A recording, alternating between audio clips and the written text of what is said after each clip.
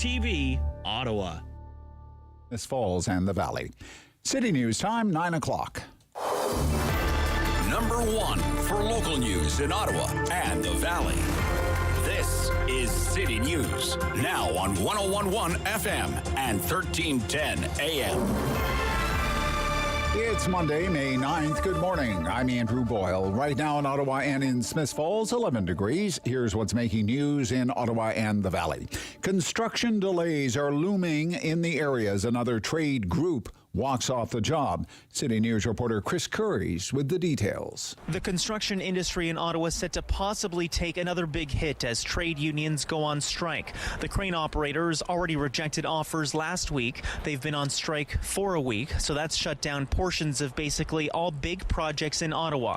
Think the LRT or Atisoke, the Central Library. Things that require that heavy machinery to move large items across construction sites. Now up is the carpenters.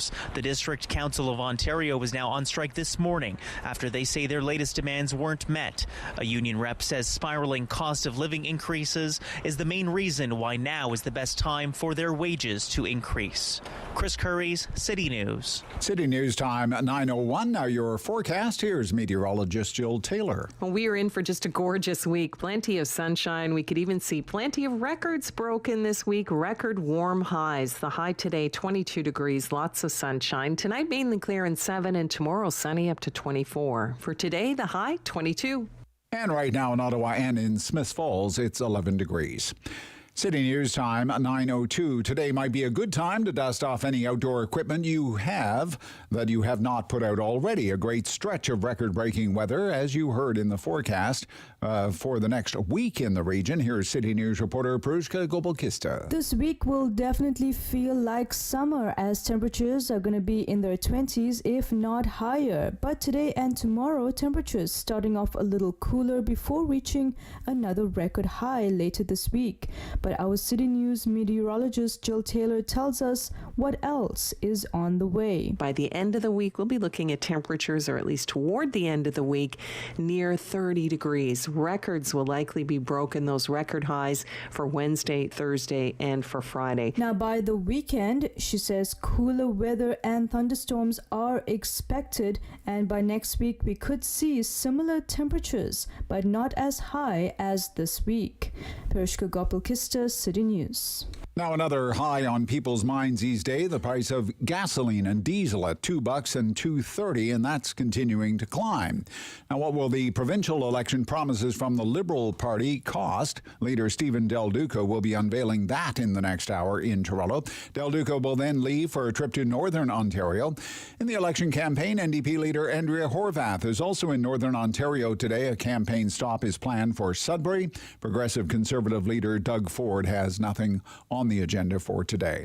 As Russia commemorates the defeat of the Nazis at the end of the Second World War, the country's leader drawing parallels between the fight against Germany and the current campaign in Ukraine. Reporter Ian Pennell says Vladimir Putin defended the invasion as a timely and necessary move, but did not make any new announcements. In many ways, Vladimir Putin's speech marking Victory Day was more remarkable for what he didn't say than what he did.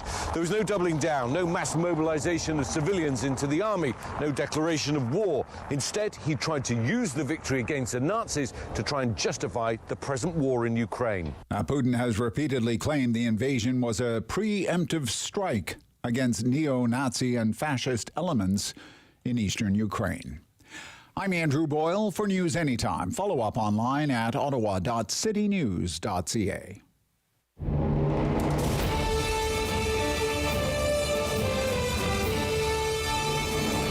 Inform your opinions.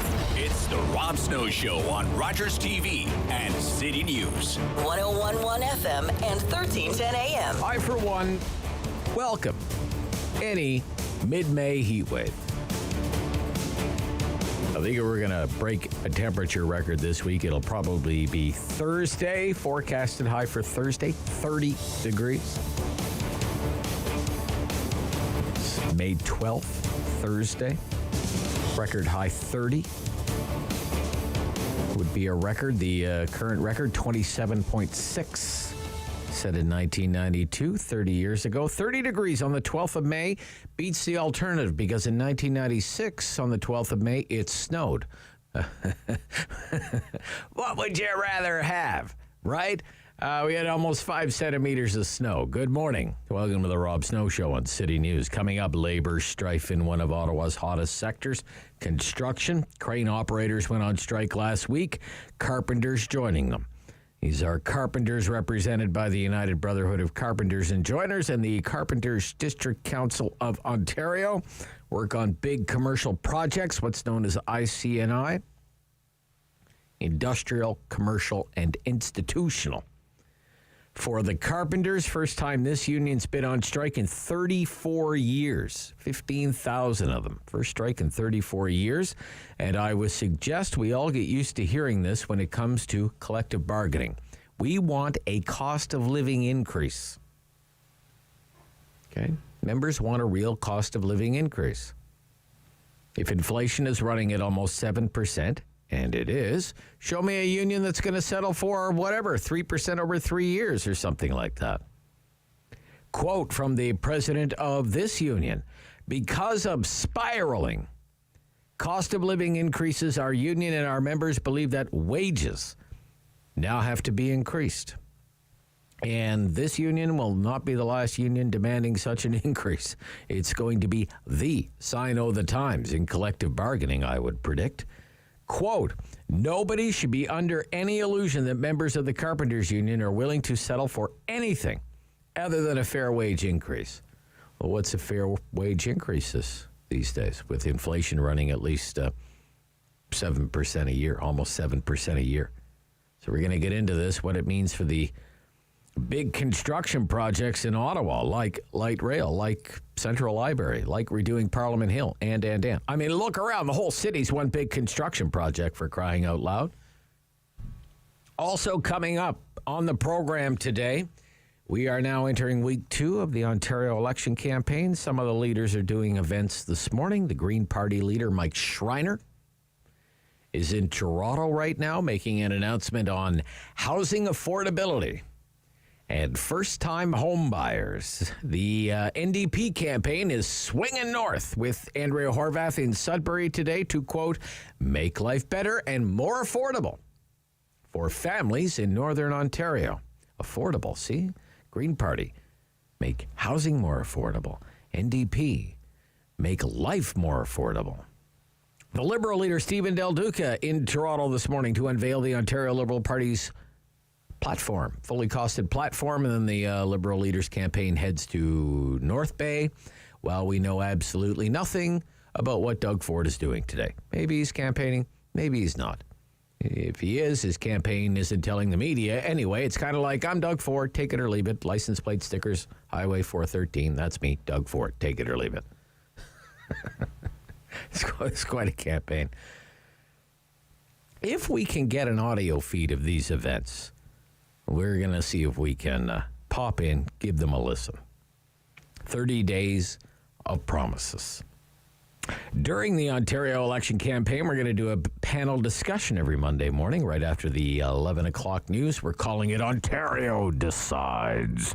Ontario Decides. Dun, dun, dun. We need special, big theme music for that. We need the big Ontario Decides 2022.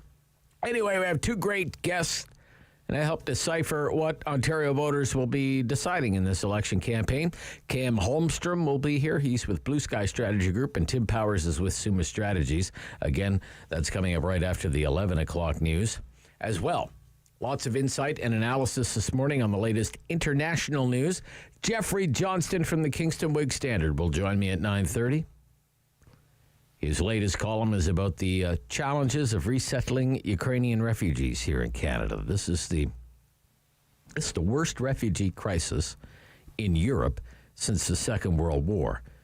And here in this country, there's a Government of Canada program called the Canada-Ukraine Authorization for Emergency Travel Program. There have been 200,000 applications submitted for that program, but only about 20,000 approvals so far. So we get into that. It is May 9th. VE Day in Russia. VE Day for Russia.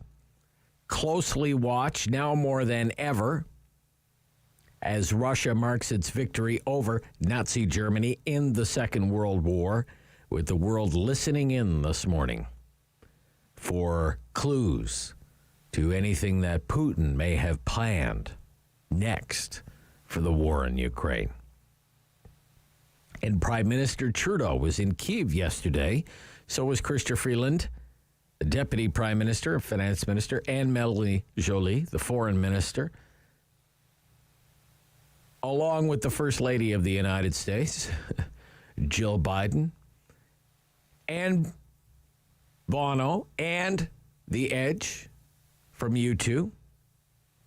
So we'll cover all of that and the importance of that trip by Mr. Trudeau, something that was actually predicted by Professor Elliot Tepper from Carleton University on this show just this past Thursday. He said, stay tuned. I think there's something in the works. And it turns out he was absolutely right. Business news. It looks like it's going to be another rough one for the stock market.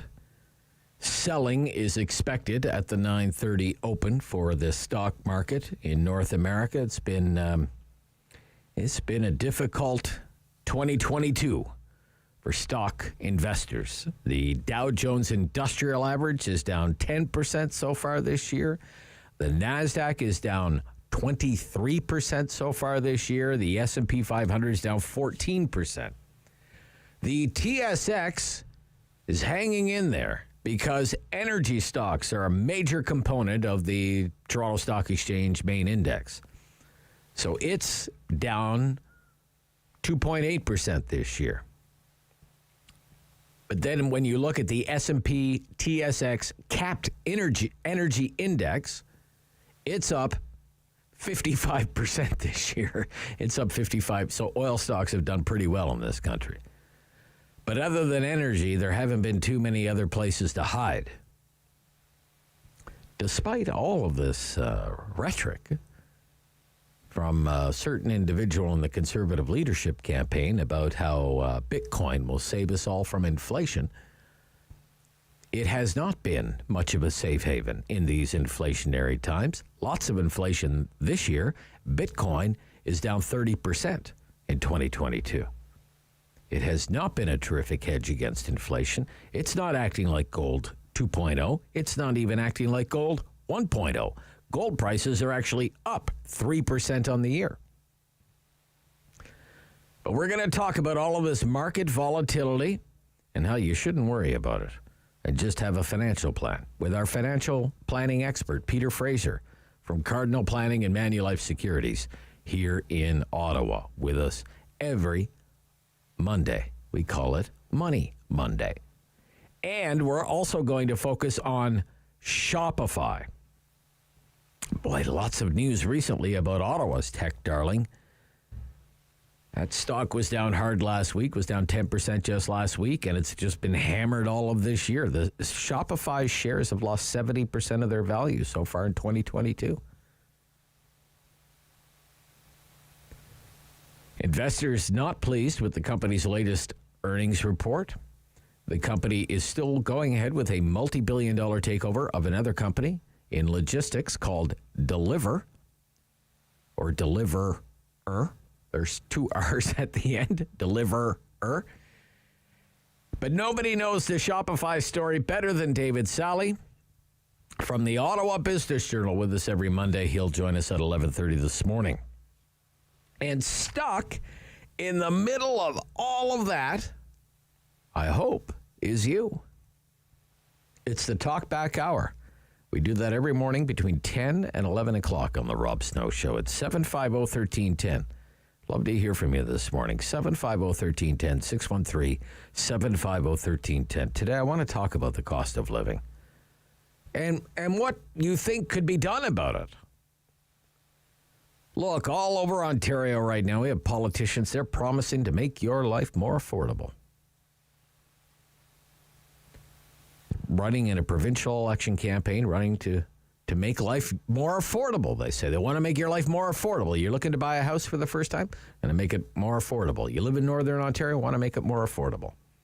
We have Conservative Party leadership hopefuls. So they want to make your life more affordable. Get rid of supply management. We'll make milk more affordable, butter more affordable, chickens more affordable, eggs more affordable, groceries more affordable. Later this year, there's a city election.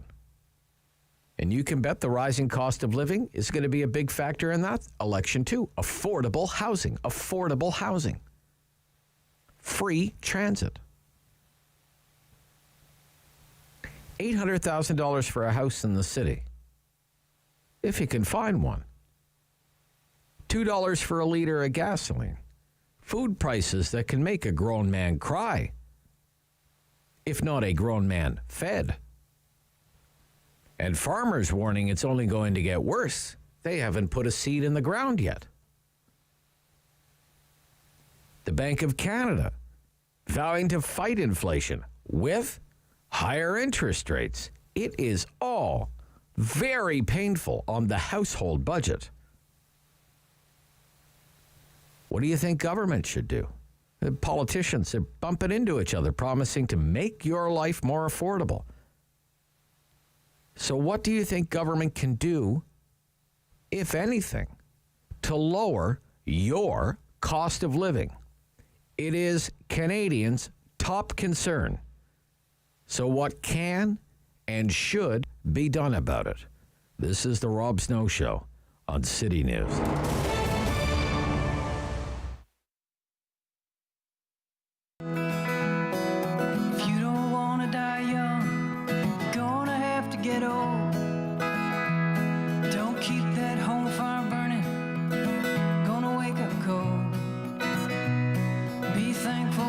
Sunrise for each and every day, 'cause it only takes one lightning strike, take it all away.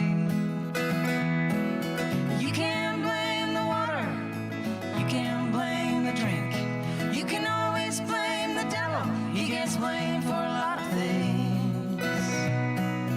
Darling, I can tell you that blaming won't get you far. It's only walking through the fire they learn just who you are. If you talk while your mind is racing, you can't say what's really true. If you love while your heart is racing, it gets hard to follow through. You get caught stealing daylight, you're gonna have to do the time. 'Cause pennies don't fall from heaven, and a nickel ain't worth a dime.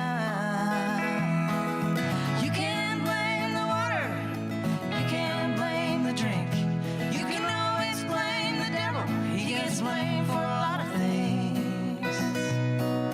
Darling, I can tell you that blaming won't get you far.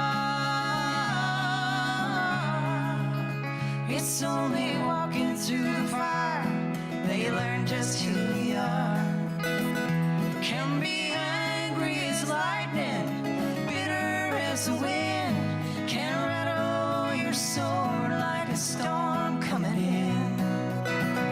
Can be cold as a rock, mean as a snake, hard as a bullet, never own your mistake. Put your money on the same old pony, he ain't paid out yet. Seems he always comes up lame, you always lose your bet. You can't get to paradise trading on magic beans. Reaching for the sky is harder than it seems.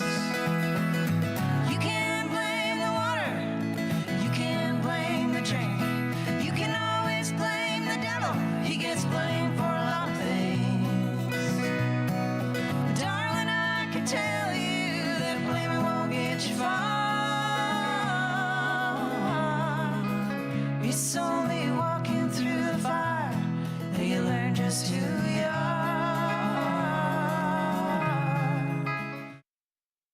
The Rob Snow radio show returns on Rogers TV and City News, 101.1 FM and 1310 AM.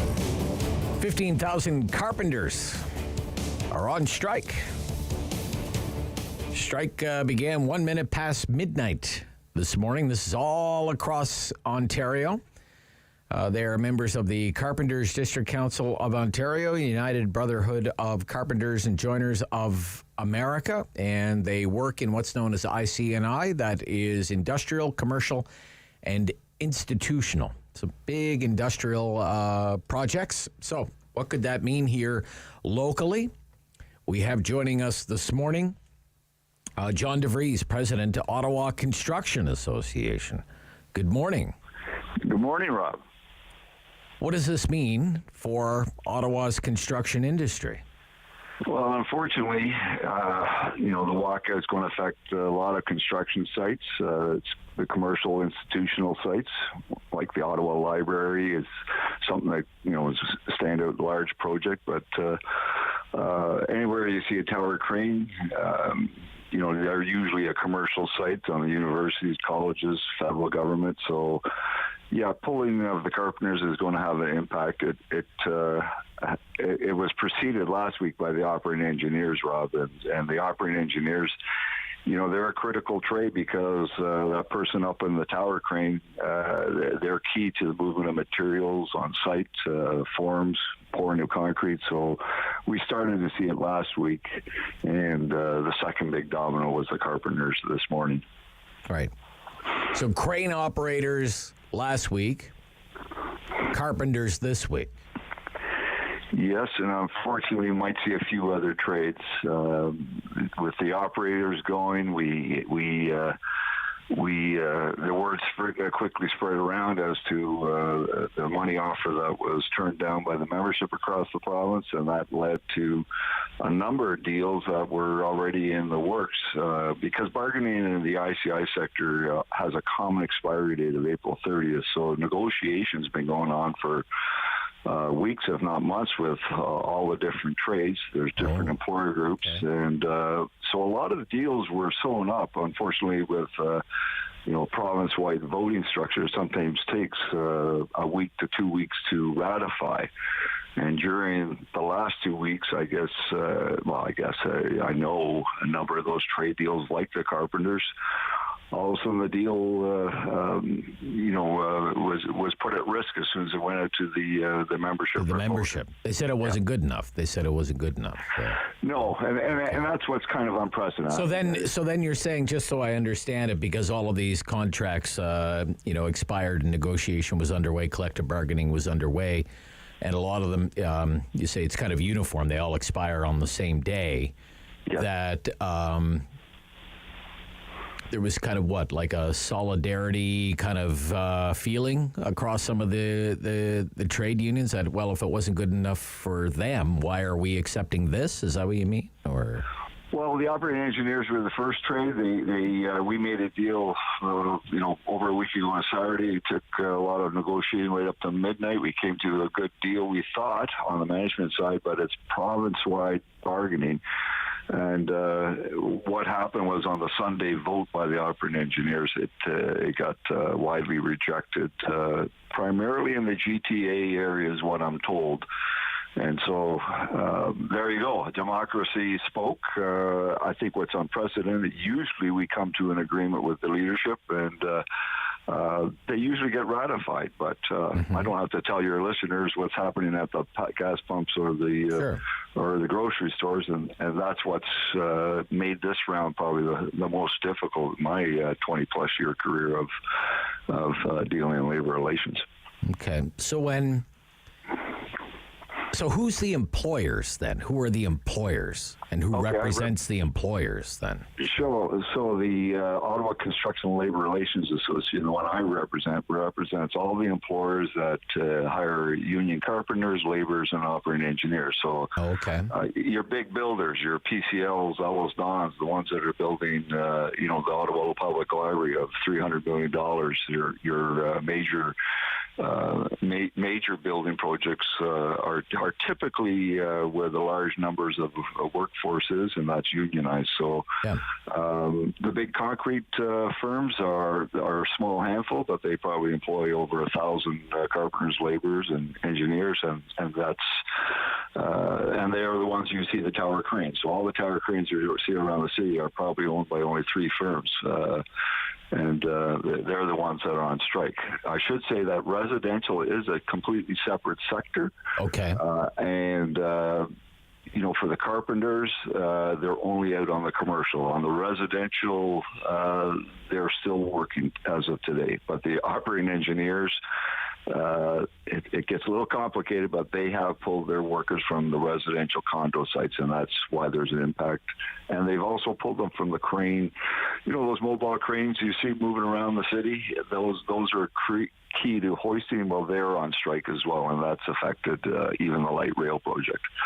The subcontractors that work for Kiewit and SNC and the light rail, they pulled their services. So short-term strikes are manageable. It's just the uncertainty of how long this will go, and how do we find a path to a settlement that's going to be voted and accepted on both sides. Right. Okay. So certainly the library, some effect to light rail, you say. What about work on Parliament Hill? What do you know about that? Yeah, that's affected right now. There's probably 300-400 workers up there. The carpenters have been pulled. I don't know how many operating engineers are on there, but that will definitely be affected. There can be work around some of that. Well, one trade's missing, but you can only work around, just for a while until you need to get that trade and its scope of work done. Okay. All right. Any talks scheduled usually things. There's going to be overtures made behind the scenes at the provincial level, and I would hope the leaders at the provincial level are doing that, exploring it. It's challenging even for the union leadership in these uncertain times, and there's a lot of steam being built up in the kettle. I can tell you that on both sides. Nobody likes to miss a paycheck, right? And the contractors are all working on lump sum, typically contracts where there's $100 million project going on. They can't recapture some of those costs, so it's punishing on both sides, and that pressure usually will result in a breakthrough at some point. In all your years in the construction industry and labor relations, have you ever seen anything like this? What I haven't seen is when you're dealing with you're dealing with more stability the last 20 years, and it was easier to take a look at the forecast for 3 years and make a 3-year deal that will work. Right now, it's just we may be the first sector, with a few 100,000 workers across the province to go through this crazy turbulence, and maybe we're a harbinger of other sectors to come, like education and the public sector and whatever. It's tough sledding, and there is no other major issue other than the money, and we've got to get the money right, and we want to do it fair. I mean, everyone knows there's a construction workforce shortage, so we treasure those workers. There's going to be spin out there that's otherwise, but no, I can say on behalf of the employers, we want those job sites back, and we value those workers just coming up with a responsible settlement that respects, the fixed prices that contractors are in for the next year, and also to acknowledge that the workers are having to pay through exceptional times to fill up their vehicles and put food in their refrigerators. So it's a balance. Okay. Thank you, John Devries. Nice to hear from you, sir. Yep. President, Ottawa Construction Association. There you go. Maybe the canary in the coal mine from what he is saying. 9:29, Jeffrey Johnston will join us. We'll talk about the latest international headlines with the columnist from the Kingston Whig Standard. This is the Rob Snow Show on City News.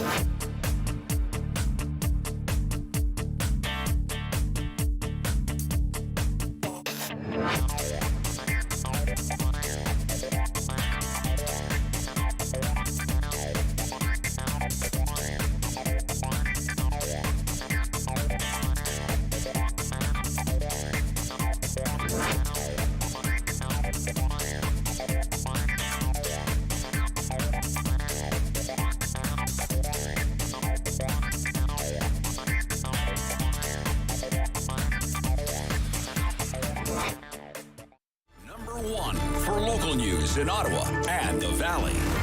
This is City News, now on 101.1 FM and 1310 AM. It's Monday, May 9th. Good morning. I'm Andrew Boyle. Right now in Ottawa and in Smiths Falls, 13 degrees. And here's what's making news this hour. A construction strike which began last week with crane operators seriously impacting large projects grew this morning.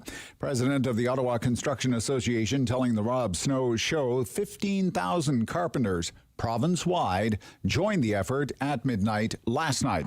John Devries says a lot of construction sites are affected, like the new Ottawa Library, and basically anywhere you see a construction crane. The first full week of the provincial election campaign, it kicked off with the Green Party's Mike Schreiner promising more help for first-time home buyers.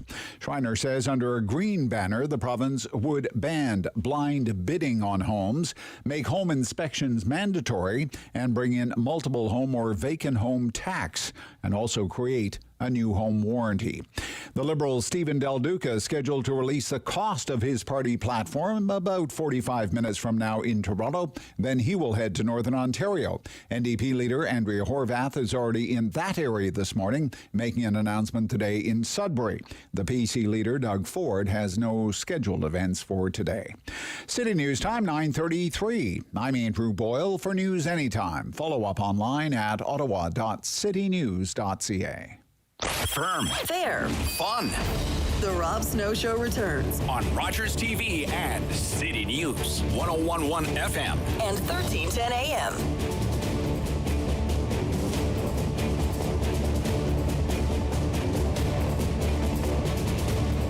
Jeffrey Johnston with us. Just before we get to Jeffrey, the stock market is just opened, and the Dow Jones Industrial Average down 500 points almost at the open, which is a loss. We have to remember the Dow's at 32,500, so it's down about 1 1/3%. But the thing is, the selling has picked up from late last week. Kind of picked up right where they left off. That's on Wall Street. I'll get you some more detailed quotes as we make our way through this half hour of the program, as we welcome international affairs columnists from the Kingston Whig Standard. There's a lot to discuss this morning with Jeffrey Johnston. Good morning. Good morning, Rob. It's great to hear from you. As you point out, Europe is in the midst right now of its worst refugee crisis since the Second World War. What's being done here in Canada by the Canadian government? Yes, as you say, it is the worst refugee crisis in Europe since the Second World War. A staggering 5.7 million Ukrainians have had to flee that country because of the Russian invasion. And then you have many millions more who are internally displaced within Ukraine. So it's a really bad situation. And of course, the people who are fleeing are women and children, because men between the ages of 18 and 60 are not allowed to leave the country. Most want to stay and fight. So you've got a very difficult situation where you have very vulnerable people who are leaving and going to neighboring countries, and most have gone actually to Poland. Poland's been very generous, and they've taken in over 3 million people. So there are, as you know, and we've talked about this on the show many times, approximately 1.4 million Ukrainians who trace their heritage to that country. And so there is a demand to help refugees in this country. And so the Canadian government has responded and put in place a number of measures. So there is this Canada-Ukraine emergency travel authorization, which allows Ukrainians to come to this country under special visas. So normally when a visitor comes, they can only stay for 6 months. But under this program, Ukrainians and their families can come for up to 3 years, and they're also allowed to work. So there's been a tremendous response in Ukraine for this. So I spoke to the Immigration Department, Immigration, Refugees and Citizenship, and they said as of, I believe, May 1st, 196,000 Ukrainians have applied, and nearly 90,000 have been approved right away. They also told me that the goal is to approve most of these applications within 2 weeks of the person submitting the application, and 93% of the time it comes through. However, overall, as of, I believe, May 3rd, only 23,000 Ukrainians have been brought to Canada under this temporary relief situation. Now, the Canadian government has, as I say, put various measures in place, but there is a backlog. And I contacted some Canadians who were involved in bringing the refugees over. For example, there's a local realtor in Ottawa by the name of Peggy Blair, and she started, basically doing a grassroots initiative trying to put people in touch with Ukrainian refugees and finding spots for them. The problem is so many people are trying to come over that there is a backlog at the embassy in Warsaw, Poland. So people have to go and submit their biometrics to make sure that they are who they say they are and whatnot. And right now, or as of last week, there were probably not enough personnel to deal with that. And so some of these refugees are, waiting longer than normal, longer than the 2 weeks to come over here. So the bottom line is there was some frustration. Now, I put a lot of these questions to the minister's office, and they told me that a lot has been done. So they're adding staff so that they can collect these biometrics across Europe.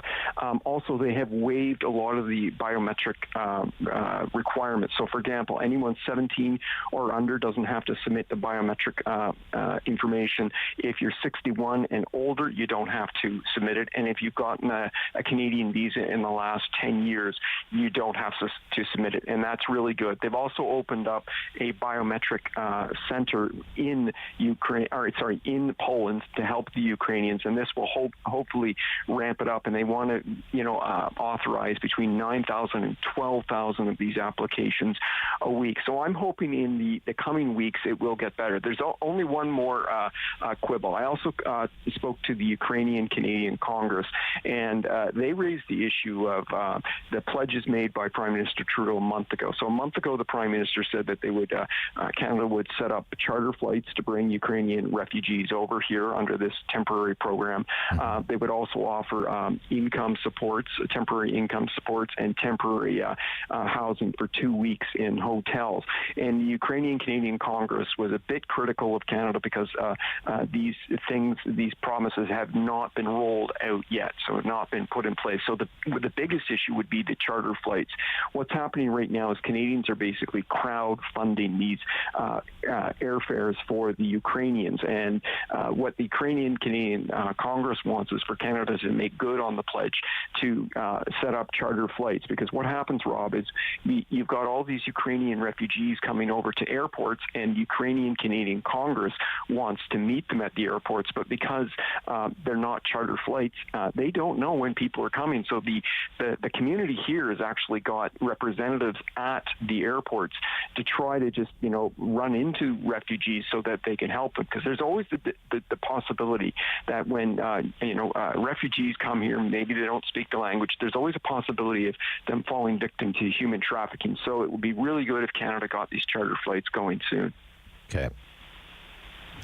I feel I must ask you this because you've written about refugee crisis in other parts of the world, long before the Russian invasion of Ukraine. The case has been made that Ukrainian refugees are getting preferential treatment. There are 6.7 million Syrian refugees, 2.5 million Afghanistan refugees, more than 2 million refugees from South Sudan, more than 1 million from Myanmar. What do you think about that, Jeffrey? Well, this is what I'll say. Okay. All refugees deserve to be protected, whether they're from South Sudan or Syria or Ukraine. But, I think it's a really good thing that Canadians have opened their hearts and their wallets, and they're doing what they can. And as I just mentioned, that there are strong ties. I mean, Ukrainians, they're not just kindred spirits. In many ways, they are actually family. There are a lot of familial ties between Canada and Ukraine. And I think this is a special case, and it would be great in the future if we continue on with this. But, I'm not going to cast any stones, because I do think that this is a special case. And, I think this speaks well of Canada. Actually, our response does. Okay. What are your thoughts on the Prime Minister, along with Chrystia Freeland and Melanie Joly, going to Kyiv and reopening the embassy? Yeah, I think it was really great. Yesterday was a really big day, actually, in Ukraine, and the Ukrainians, did not go unnoticed. President Zelensky was happy to have Mr. Trudeau and the Canadians there. He was also happy to have First Lady Jill Biden make a surprise visit to Ukraine, and she met with Zelensky's wife. Also, Bono and the Edge of U2 were in Kyiv. They were invited by President Zelensky, and they did a impromptu performance in a subway station in a metro in Kyiv, where people shelter during air raids. So yesterday was a really big day, and I think it was all coordinated to counterbalance Putin's big speech today, because yesterday was Victory Day in Europe, celebrated by the Allies. The Russians celebrated the next day. May 8th, yesterday, was the anniversary of the day that the Germans surrendered to Supreme Allied Commander General Eisenhower. Joseph Stalin, at the end of the war, the Russian leader, the Russian dictator, insisted that the Soviet Union get a separate peace agreement with the Germans, and so they had their own separate signing. So yesterday, it was very clear that the supporters of democracy wanted to meet on VE Day, because when we look at this, victory in Europe unfolded in a way which was led to democracy and freedom, and the Russian victory in the Second World War, the Soviet victory, ultimately led to repression and poverty in Eastern Europe. And so I think it was a very strong message. As far as Mr. Trudeau's visit went, I'm glad he went into Irpin. That is one of the suburbs near Kyiv, and it was hit very hard. The Russians, I remember at the time, were shelling the humanitarian corridors. The Prime Minister was reportedly shocked at the destruction. He also went bearing additional assistance, military assistance. For example, Canada is going to be giving 18 drone cameras. They're going to offer support in service and repair. Canada's also offering high-resolution satellite imagery. It's also important to note that Canada is providing additional humanitarian assistance. Canada is giving $25 million to the World Food Program to help Ukraine.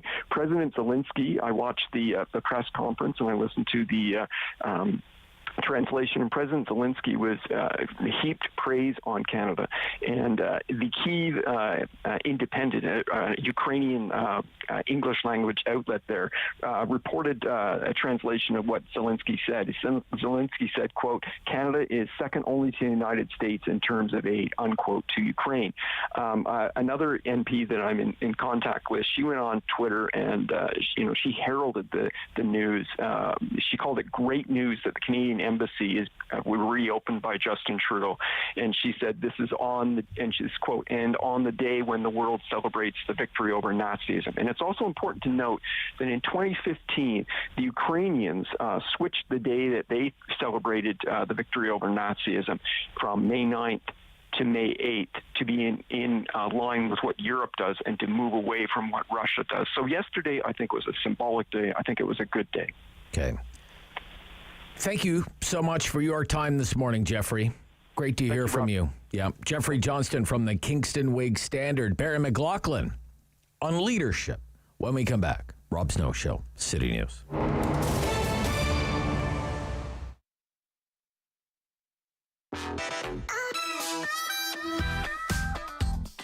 It really is a tremendous source of excitement and joy for the theater staff and I to welcome artists finally back to the theaters.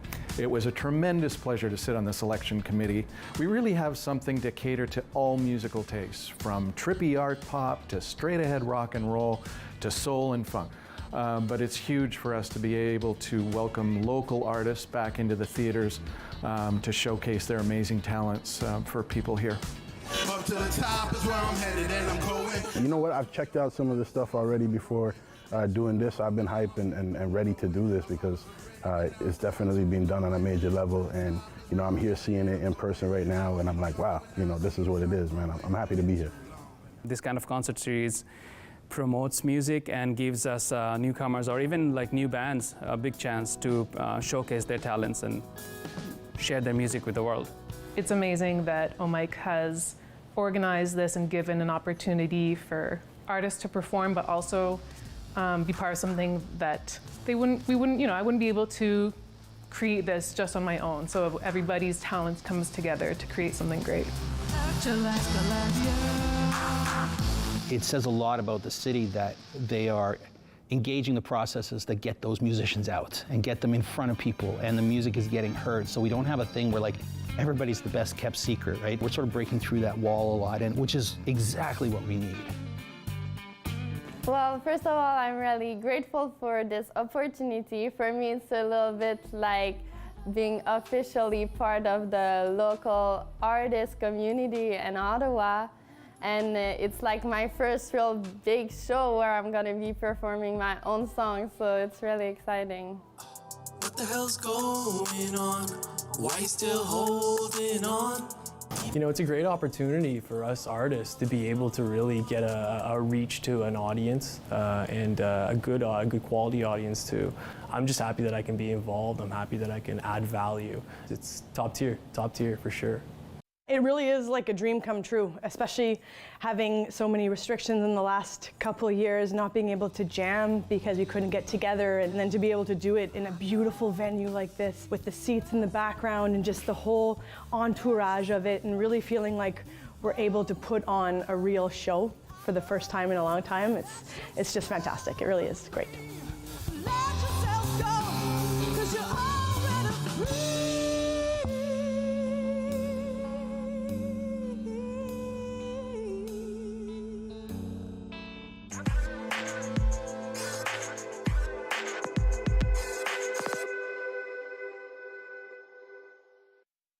Of community opinion. The Rob Snow Show returns on Rogers TV and City News. 101.1 FM and 1310 AM. Hey, Barry McLaughlin is back. TLC, Transformational Leadership Consultants, fellow of the Masters of Political Management program at Carleton University and an adjunct professor in the MBA program at Cape Breton University Shannon School of Business. Good morning.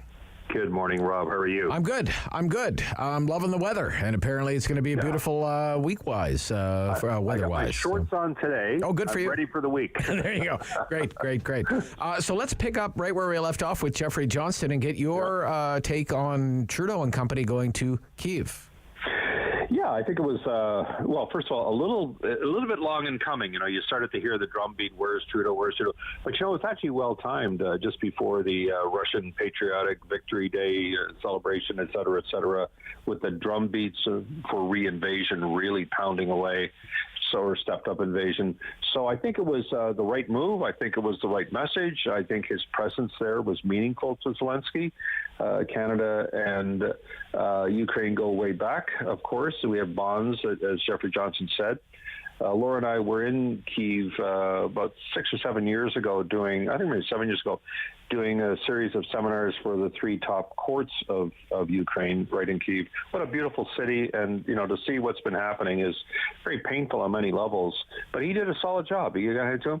Even though some papers put Jill Biden on the front, or even sometimes Bono, nevertheless, I think he got good coverage. I saw CBS mentioned him last night in their news. Yeah. We often don't make news about that. Yeah. So I think it was a solid job on many levels. Oh yeah, he even gets a nice write-up in the National Post this morning, so which is kind of exceptional, right? Yeah, exceptional. It is quite exceptional. So yeah, look, there was a lot of criticism that he was kind of a no-show. That 11 prime ministers had been there before him. That Nancy Pelosi was there. You know, where's Trudeau? So. Well, there's Trudeau. So why, I'm not going to criticize him for not going. Yeah, so, and I think the reopening of the embassy was very, very important symbol, and that was obviously a key part of this. Okay, let's talk about the Ontario election campaign. All the polls say the cost of living is the issue for voters. $2 a liter today for gas. Yeah. So if that's the case, does anyone have a winning message so far? No, great question. Well, I don't think anybody sees one party as having the solution. So it's going to be a series of initiatives that catch the eye, catch the notice. And the one that has caught notice was the Bucka ride in transit, which some people were writing off as a bit of a stunt. But really, it is one that you can grab, you can wrap your head around and think, okay, that's pretty good, and it has tangible savings in it. And also it comes at a time when transit, needs to get going fast on getting people back in, back on, we see that here in Ottawa. We got to get people back in those seats. So I think that it was actually it's one of those kind of boutique initiatives. I think it's going to cost $1 billion or something, but it's a narrow, specific one that people can identify with. I'm not sure that, grade 13 is an option for students. And I don't know. I mean, I actually graduated from grade 13 in Ontario, so that was a bit of a waste, frankly. But we're bringing it back. So that was kind of, you got to be careful, and this is to your question, unless you're going to focus like a laser on more affordable, making sure that people can not only get through but prosper. Housing is the big one, and gas prices they know that gas prices are probably beyond any one government to solve. Yeah. But housing prices, it's so out of control to people. It's so out of reach, I guess is the word, that, I'm not hearing any really powerful messages. It's hard to come up with one, but boy, there's still work to be done, and this is an opportunity for the opposition. Yeah. Right now, I think Doug Ford would just love an opportunity to be low profile, below the radar. Yeah. Just get not even any announcements today. It says he's not, no planned events for the day. You know what? That's a great point. He doesn't even need it. You got to take him down, not the other way around. Okay. All right. Okay. Let's talk about that Conservative Party leadership debate. Last week, it was a brawl. It was a brawl. Yeah.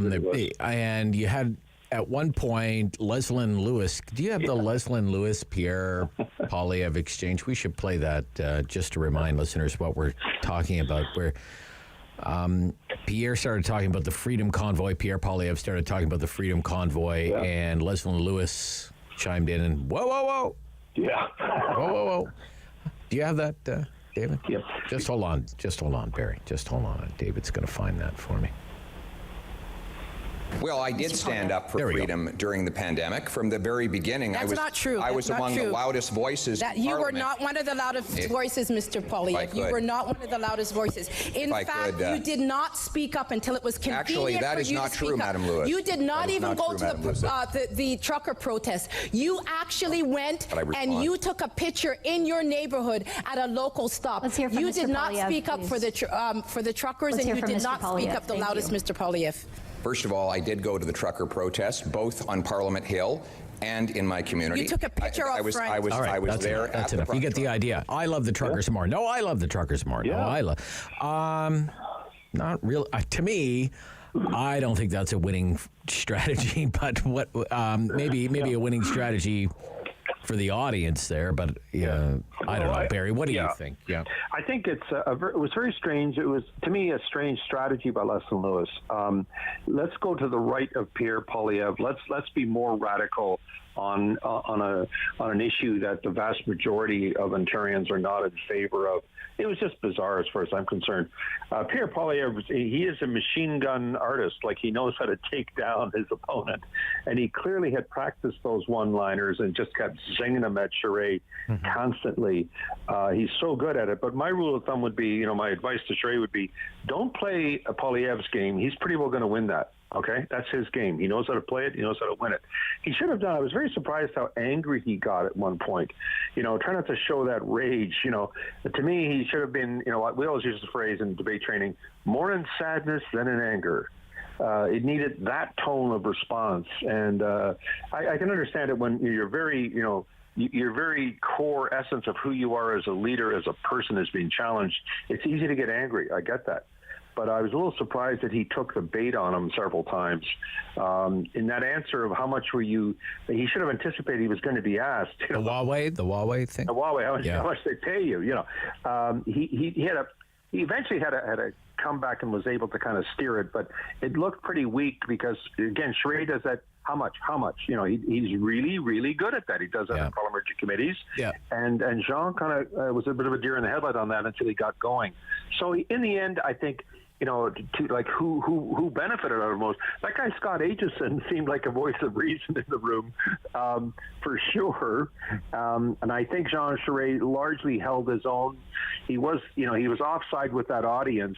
I was a little surprised that they were all looking at the audience wrong. It's through that camera are your voters. Through that camera you should be looking at. And instead that, they were trying to, and through Poilievre knows how to do it. That's his crowd. I mean, that's his crowd. Ontario strong and free and all that stuff. But they got to get back onto who is my voter here and speak to their issues and concerns. Too much fighting amongst each other and not enough going after Trudeau, I thought. Yeah, that was absolutely true. I mean, whose feet ultimately do they want the leader to hold the feet to the fire? Yeah, it would be Justin Trudeau's. Yeah. So I think it was kind of like a very strange. I don't think anybody of the front runners looked particularly good in this. I mean, I just don't think it was a win for any of the three of them. But it looks like Pierre Poilievre is the guy that has to, he looks like the front runner. He seems like the front runner, and they didn't quite lay much of a glove on him. Yeah. Okay. Finally, I just want to acknowledge 30 years ago it was a very difficult time for people in Nova Scotia. Yep. And they're going through a difficult time right now with the inquiry into what happened at Portapique and trying to get answers there. 30 years ago in Cape Breton, just a few days ago, was the 30th anniversary of the murders at McDonald's. People may remember that. I lost some friends in that. Oh, yeah. I remember it well. Yeah. And there's a big write-up in the Chronicle Herald about it. And today is the 30th anniversary of the Westray disaster, which is they happened just days apart. The Westray disaster, 26 coal miners, Barry. Yeah. 26 coal miners. And nobody went to jail over it. Nobody, was really criminally successfully prosecuted. Even the inquiry, they didn't even cooperate with it. The CEO it's a real miscarriage of justice. That should never have happened. Now, safety provisions were brought in afterwards, but what a shame. And good for the people, of the town to realize, and Nova Scotia to realize, this is something that we should be commemorating them. A terrible loss, and it's too bad that it took this long to really bring it to the attention of the public. But I'm very glad that they have done this with the park and everything else. So good for them to remember, and hopefully that the lessons of this will be truly learned. Yeah. Thank you, Barry McLaughlin. Speak next week. Yep, Barry McLaughlin, Transformational Leadership Consultants, TLC. Talk back hour, cost of living. Let's talk about the cost of living.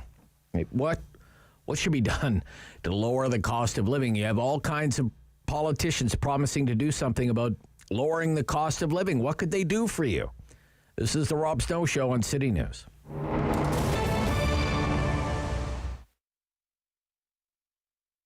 Being a crossing guard works great as part of my schedule as a high school student because I still have time to do my tests and assignments while earning a little bit of cash on the side.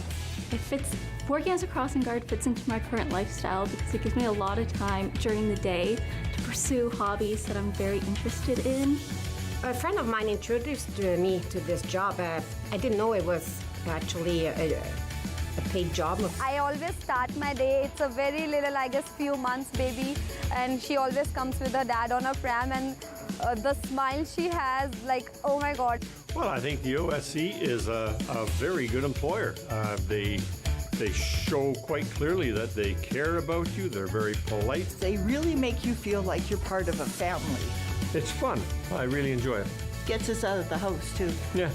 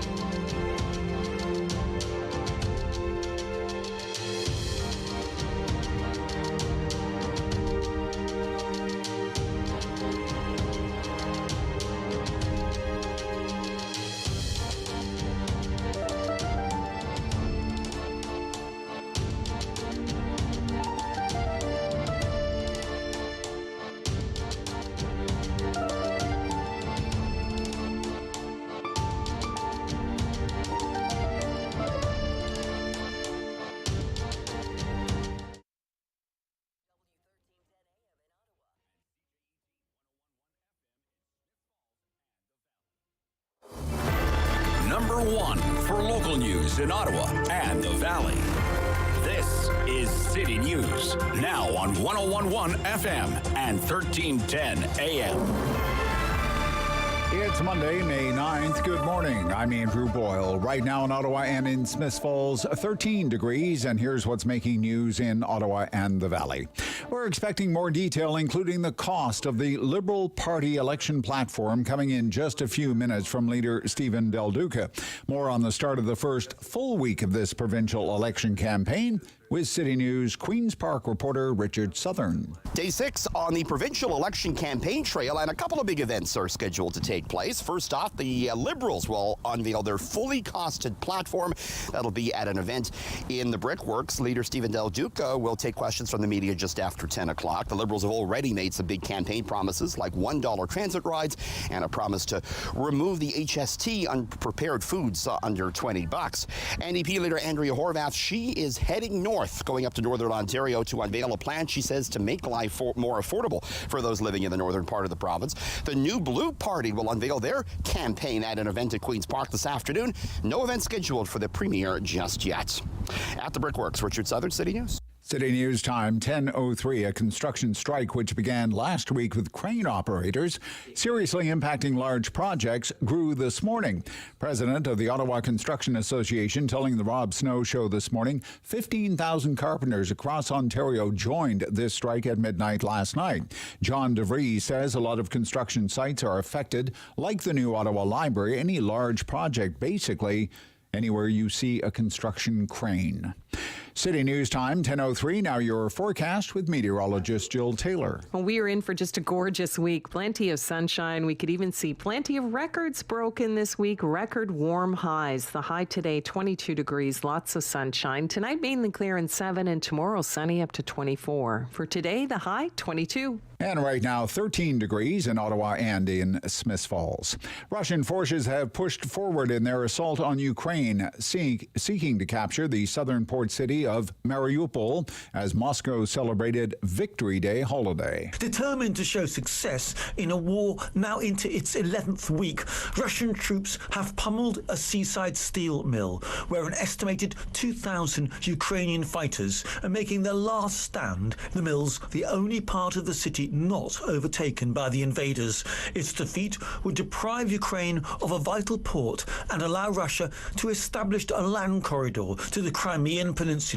Speaking at a military parade marking the holiday, Russian President Vladimir Putin sought to justify his invasion. I'm Charles de Ledesma. City News Time, 10:04. The Westray coal mine disaster in Nova Scotia was 30 years ago today. Family members of lost loved ones say no one was ever convicted for the lack of safety measures that were documented by the public inquiry. That has made their loss even more painful. Now, friends and family members of 26 miners who died 30 years ago will gather for a ceremony in New Glasgow, Nova Scotia, not far from the mine.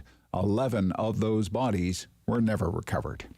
I'm Andrew Boyle for News Anytime. Follow up online at ottawa.citynews.ca. Talk back. Hello. On the Rob Snow Show. The phone lines are open at 613-750-1310. Now, the Rob Snow Show continues. What do you think the government should do? I say government. Federal government, provincial government, municipal government. Government. What can government do to lower the cost of living? It's the top concern for so many right now. It's coming through loud and clear in all the public opinion polling that's being done, for example, for the Ontario election. And then you think later this year there will be a municipal election, and politicians and candidates will again be saying, we want to make life more affordable housing, more affordable public transit, these kinds of things. There's an election in Quebec this fall. That's why the Legault government put in its budget. Here's $500 free money to help you fight inflation. It was your money in the first place. We're just going to give it back to you. And then you have the Conservative Party leadership race that's happening right now. And you have Pierre Poilievre going after the Bank of Canada. You have people like Scott Aitchison. He's running in the Conservative Party leadership. And he is promising to dismantle supply management, saying it makes you pay more for groceries. So what do you think government, okay, let's just say government, should be doing to lower the cost of living? You think about it right now. Gas, well, at the gas station around the corner, they just can't put up the 2. Maybe they don't have a 2. It's $1.99.9. Do they think that looks like a bargain when they put gas at $1.99.9 for regular unleaded, and diesel, $2.30 a liter for diesel? We've talked a lot about the housing affordability crisis, and now interest rates are on the rise. You know, 840, 50, 60, 70 for a house in Ottawa. In Toronto, well north of $1 million. Vancouver, just, forget about it. The price of food and food inflation. Entire sections of the grocery store that I used to go to, I don't even bother visiting them anymore. It's just like, remember when we had such good times together, meat aisle, but not anymore. 750-1310, 750-1310. What can government do? What should government do? Should the government do anything to lower the cost of living? I mean, it is certainly a big news story. It is certainly a big news story. I mean, you just type in cost of living. Let's do that right now. Cost of living. And look at all the news stories that come back at you. You know, here we go. Cost of living. British say they skip meals or go hungry because of the cost of living crisis, is what they call it in the UK. CP24, soaring cost of living, eroding affordability, top of mind for Ontario voters. Toronto Star, how unions' cost of living clauses could help overcome inflation. Well, we'll see, but we have a major labor disruption happening at construction sites in Ottawa now. Crane operators on strike, carpenters on strike because of the cost of living. They want higher wages because of the soaring cost of living. The Guardian out of the UK. The cost of living crisis, a global emergency. Affordability, says the CBC, becomes Ontario's top election issues.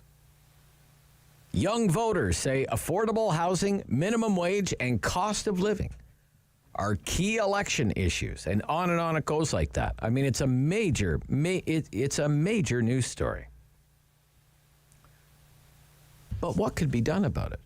What should be done about it? Maybe you don't think anything should be done about it. Maybe you think, well, it's up to the individual. It's up to personal responsibility, and everybody just needs to live within their own means.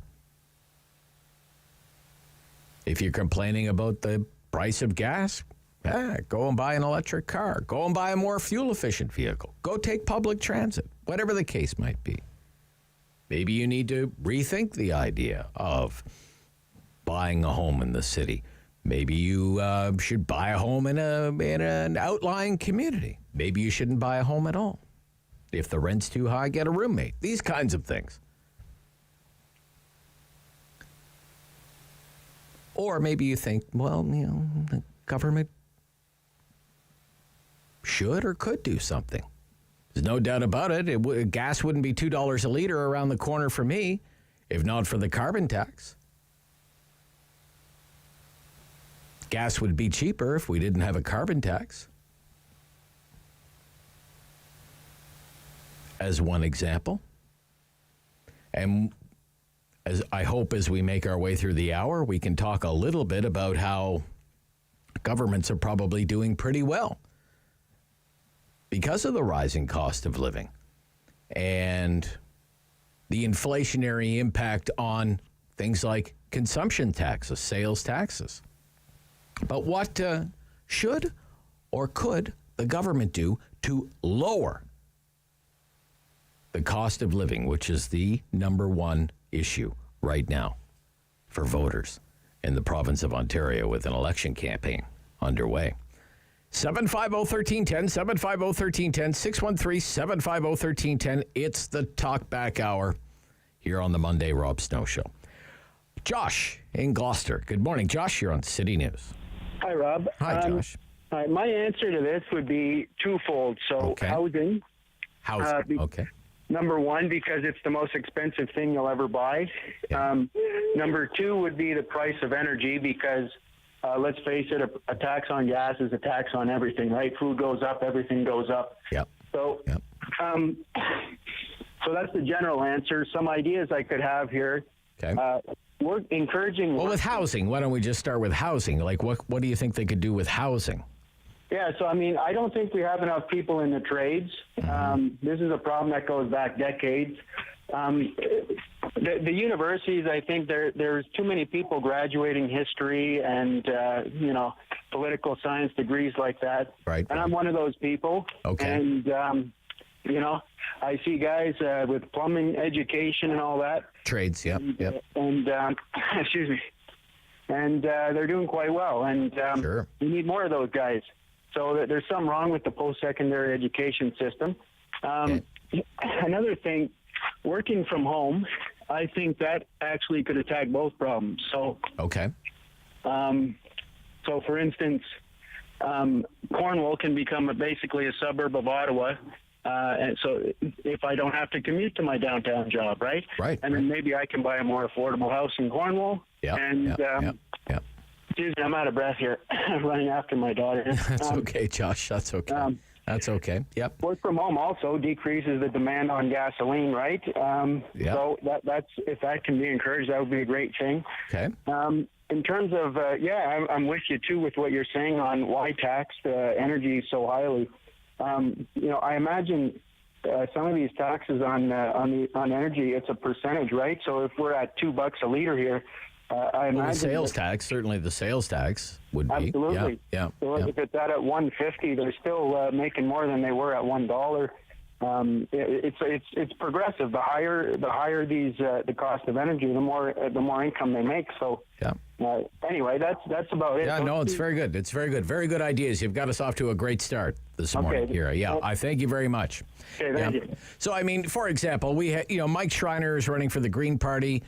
I don't know how the Green Party is going to do their polling at 5%, and they have one seat in the Ontario legislature. There's Mike Schreiner. He's at an event today in Toronto. I will make housing more affordable for first-time homebuyers. That's his promise today. Andrea Horvath going to Sudbury. If you're in Northern Ontario, I will make your life more affordable. Doug Ford is saying, I will cut the tax on gasoline in July to make life more affordable. I'm rebating vehicle registration, rebating license plate stickers. That's a real savings for people. Some people I know get hundreds of dollars in rebates from the Ford government. Affordability for Stephen Del Duca. Buck a ride until 2024. Well, I mean, the cash fare for OC Transpo is $3.75 right now. So for somebody, that would be a real savings. Should they be doing any of this? None of this? Does this help you? If you need help, what do you want the government to do for you to lower your cost of living? This is the Rob Snow Show. Talkback Hour 750-1310 on City News.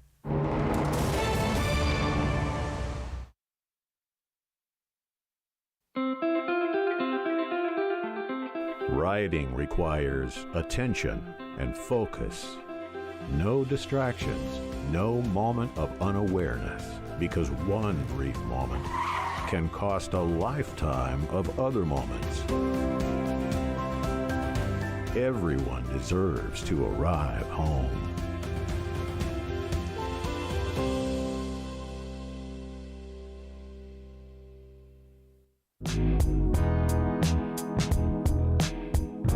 The Maritime provinces are home to some of the oldest settlements in Canadian history.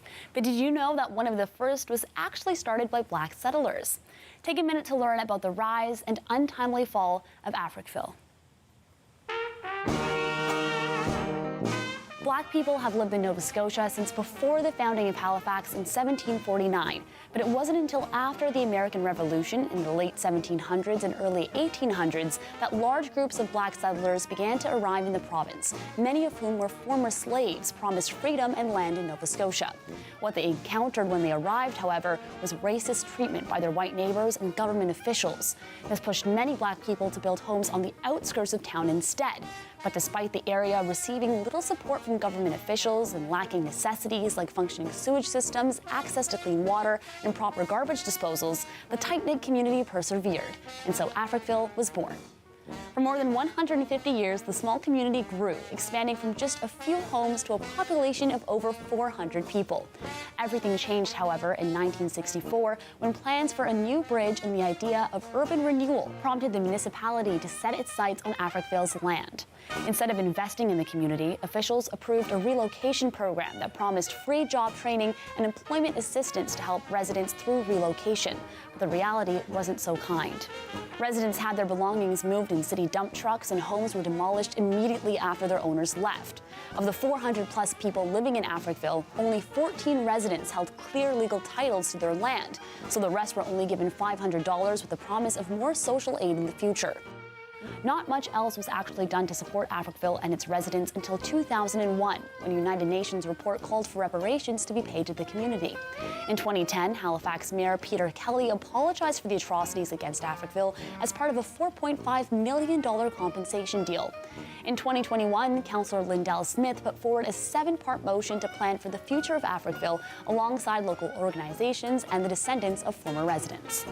Today, there's a public park and museum where Africville once stood to teach visitors about the history of the land and its community. If you've never heard of Africville, you're not alone. The tragic story of this small Black community in Nova Scotia is not as well known as it should be.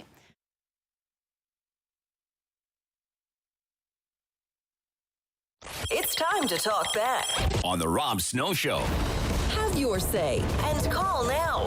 613-750-1310. What could government do? Politicians, what could they do to lower your cost of living? What do you think? What could government do to lower your cost of living? Give it some thought. Give me a call, 750-1310, 750-1310, 613-750-1310. Dan in Orleans, you're on City News. Hi, Dan. Hello, Dan. I hear Dan. Does Dan hear me? Let's just put... Hello. Oh, hi, Dan. Hi, Dan. Hi. Sorry, I was out of the truck there. That's okay, Dan. That's okay. Cost of living, Dan. Cost of living. You're driving a truck, so you know all about it, I guess, right? Absolutely. Yep. I say, as I say, and most of the time when I call back, we need to stop printing so much money. Stop printing so much money. Okay. Right? Okay. There's too much money in the system. Right. The price of everything goes up. Okay. Okay. So it's about monetary policy. Monetary policy, fiscal policy, mostly monetary policy. That's monetary policy, the Bank of Canada. Bank of Canada. You got it. All right. I got you, Dan. I got you. I was hoping somebody would bring up the Bank of Canada. It's certainly top of mind for the front runner in the Conservative leadership race, Pierre Poilievre. If Mr. Trudeau is supposed to be public enemy number one for Conservatives, I guess the Bank of Canada these days is a close second. I don't get a lot of the stuff that Poilievre is saying about the Bank of Canada. I know this. I don't want politicians setting interest rates. I don't want the same people with the power to spend the money to have the power to create the money. That's why we have a Bank of Canada, and that's why it should stay independent. And Poilievre says he wants to audit the Bank of Canada. It's already audited. What are you talking about? That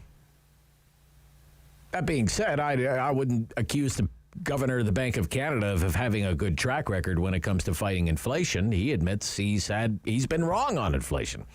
For months and months and months, Tiff Macklem insisted inflation was nothing to worry about. It was just a blip. It was just transitory. It was just temporary. And it just kept marching higher and higher and higher.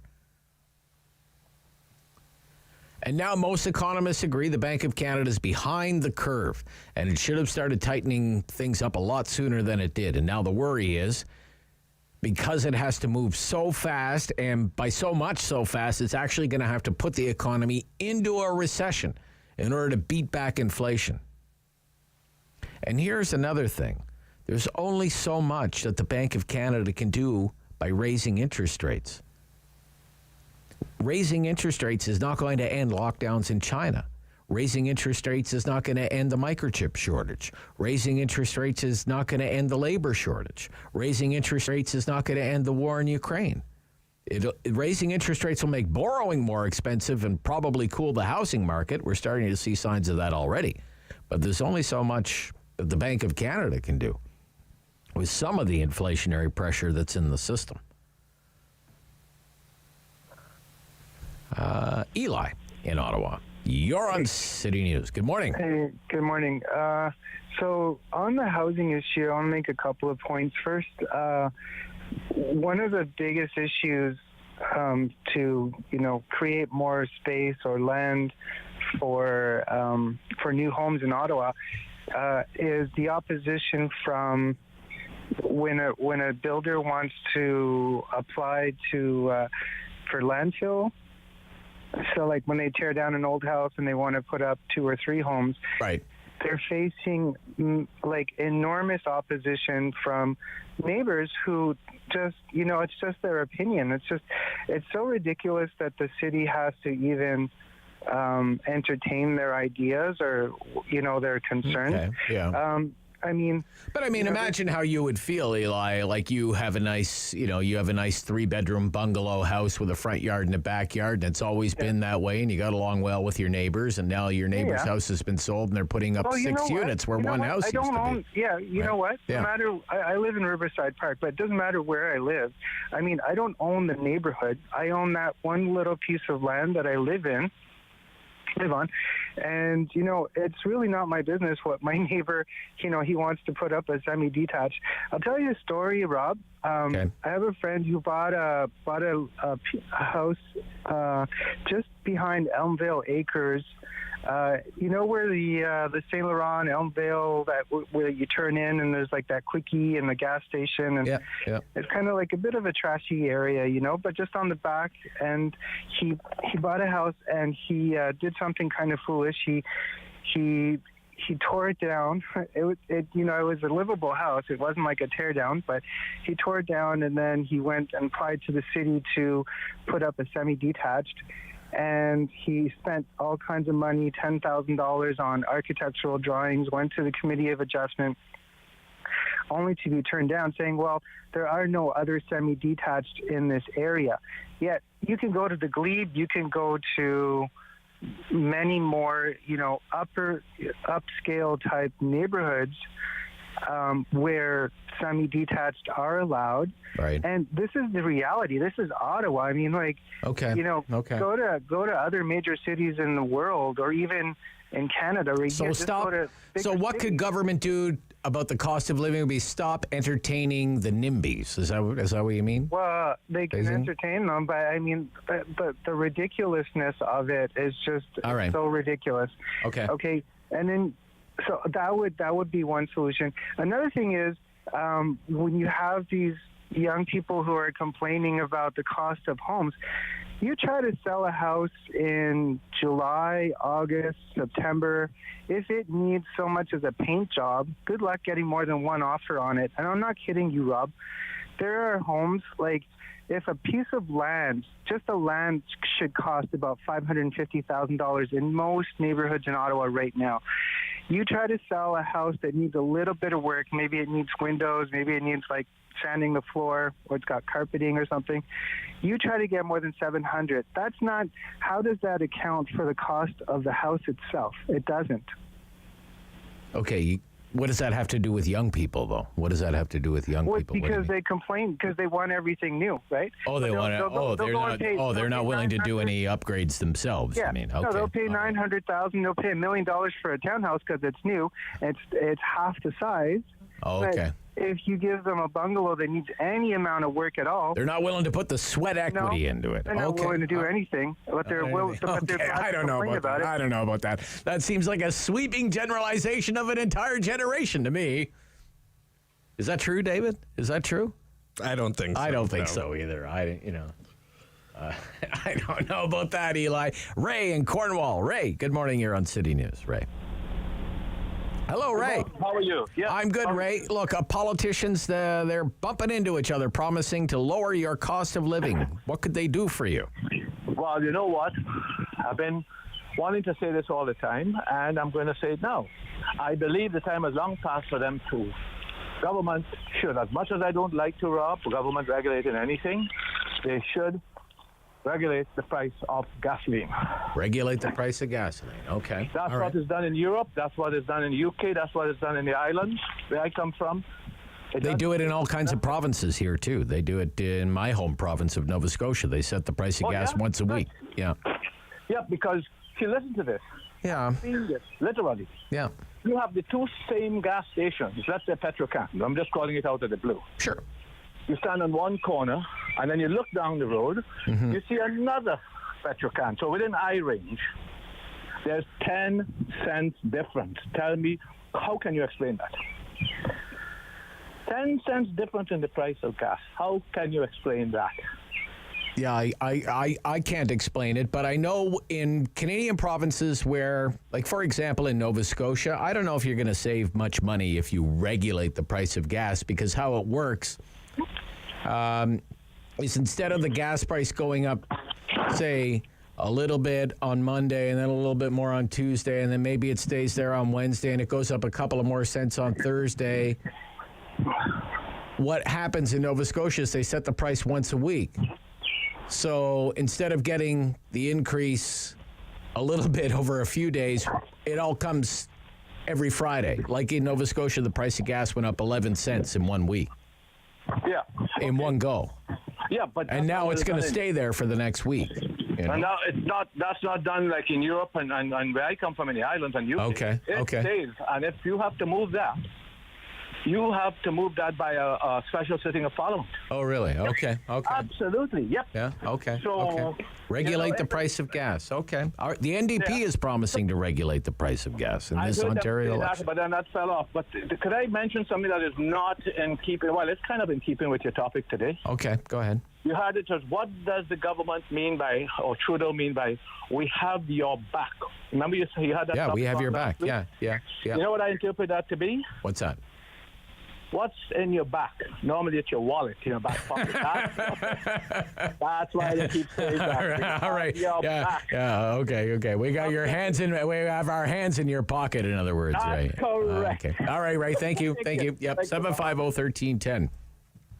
Stephen Del Duca, the Ontario Liberal leader, running to be premier, has just issued a news release. His news event has started in Toronto, where he's outlining the Liberal Party's election platform, where he says our plan is about tackling Ontario's affordability crisis. There's someone else today who wants to lower your cost of living. Well, how can they do that for you? That's our question on the Talkback Hour at 750-1310 on City News.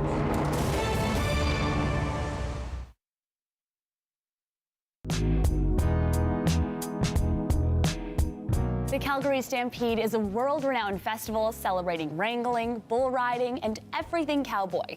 But did you know that many people credit its origins to a Black Canadian? Take a minute to meet John Ware. The word cowboy has racist roots. Before the American Civil War, white ranchers were called cowhands, but the enslaved black men and women working alongside them were actually referred to as cowboys to infantilize and disrespect black ranchers. The legend of cowboy John Ware is full of impressive feats and awe-inspiring skill, including the ability to train even the wildest broncos and easily hold a horse on its back. But the real story of John Ware is one that starts from more humble beginnings. Ware was born into slavery in the United States, gaining his freedom towards the end of the American Civil War in 1865. Ware's skills with cattle ranching developed as he traveled throughout the United States, eventually settling in a town southwest of present-day Calgary, Alberta, which made him one of the first black pioneers in the prairies. Over time, news of Ware and his amazing cowboy skills began to spread, and people came from across North America to witness his horsemanship and skills as a rancher. Eventually, Ware went on to own many of his own ranches. In 1892, he became the first man in Western Canada to earn the title of steer wrestler, and Ware's feats in local contests set the stage for the Calgary Stampede Rodeo we know today. In September of 1905, Ware was killed in a freak accident with his horse, and more than 10,000 mourners from across the region attended his funeral, making it one of the largest in Alberta history. Though his true story is difficult to separate from the legends around him, Ware's status as a respected forefather of cowboy skill continues to be celebrated today. Ware has dedicated monuments across Alberta, including several sites near his first ranch, a Calgary school in his namesake, and a building at the Southern Alberta Institute of Technology.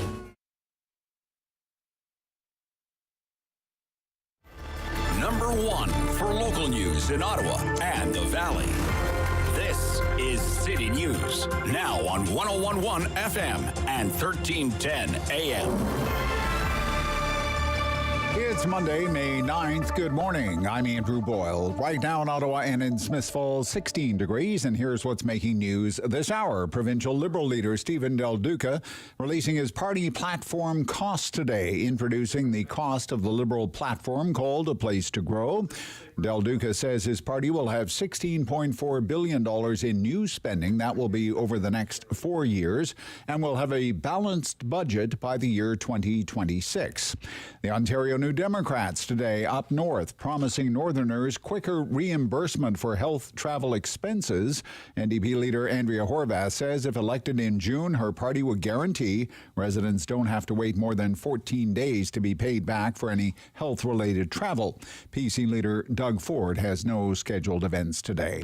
A construction strike, which began last week with crane operators seriously impacting large projects, grew this morning. The president of the Ottawa Construction Association telling the Rob Snow Show this morning that 15,000 carpenters province-wide have joined that effort. That happened at midnight. Briere and St. Vincent Hospital will be the scene of a protest over staffing levels. That is due to start about 1 hour from now. Health professionals say the province has to take responsibility for a staffing crisis in hospitals right across Ontario. Registered practical nurses say the protest against capped wages will also include other staff members like personal support, cleaners, and clerical staff. City News Time, 10:33. I'm Andrew Boyle for News Anytime. Follow up online at ottawa.citynews.ca. Talk back. Hello. On the Rob Snow Show. The phone lines are open at 613-750-1310. Now, the Rob Snow Show continues. What could government do to make your life more affordable? Politicians are out there. They're chasing your vote. They're promising to make your life more affordable and to lower the cost of living, which has been spiraling out of control with inflation running at close to 7% on an annualized basis. Homes approaching the $1 million mark. In Toronto, more than $1 million. $2 for the price of gasoline. Food insecurity. 750-1310, 750-1310. For example, the Liberal leader, Stephen Del Duca. Do we have a feed of the Del Duca event? Stephen Del Duca is the Liberal leader. He says his plan is all about tackling Ontario's affordability crisis. He's promising to make your life more affordable. Right now, live on City News.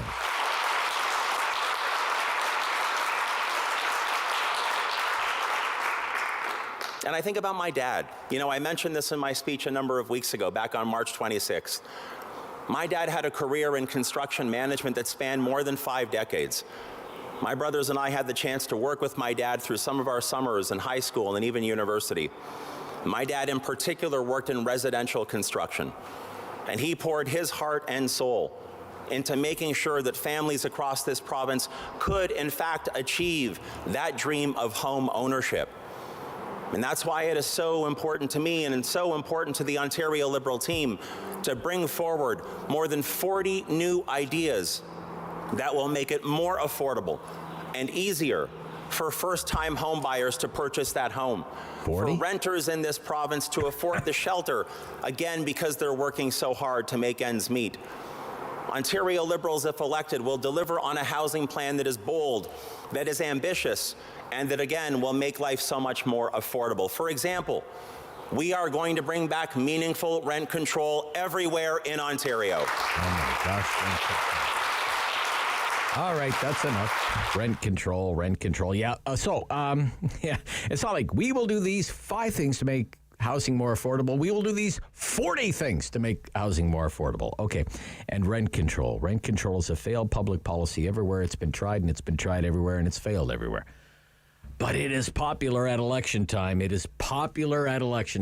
control is popular. There's no doubt about that. Doesn't work, but it's popular. Fonzie, Ottawa. Fonzie. Good morning, Rob. Yeah, hi there. What could government do to make life more affordable? Oh, my God. Promises. Don't they have a lot for us, eh? Yeah. Well, I think one thing we should go to is the big guy. That's the big guy that's actually gouging us. Okay. Who's that? The gas, hydro, bank, insurance, all those things that the government can't tell them how to regulate their price. Okay. Those are the ones that is going to save us money in the long run. Okay. The bank, why do banks need to make as much money as they do with us? They're already making money on their interest in the bank. Okay. And just look at the example in Ottawa.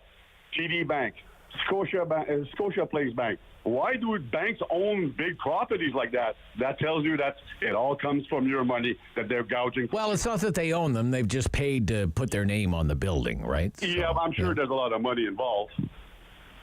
Right? Well, they pay. Like, for example, for example, if it's Scotiabank Place or whatever, it's just Bank of Nova Scotia pays to have its name on an arena or whatever, right? Okay, and then what about insurance that are gouging us every month? Well, yeah, okay. You know, what should be done about that? What could be done about that? Do you tax? Nothing can be done because nobody can touch them. The government can't touch them.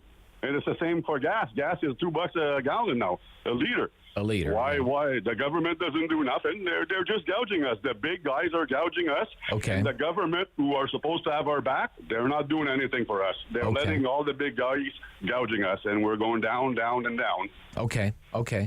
But and have a good week. But Fonzie, just before you go, but what could you do to crack down on something like that? If you think you're being gouged, what would you do? We can't. It's the government that has to do it for us. Then what do you think the government should do?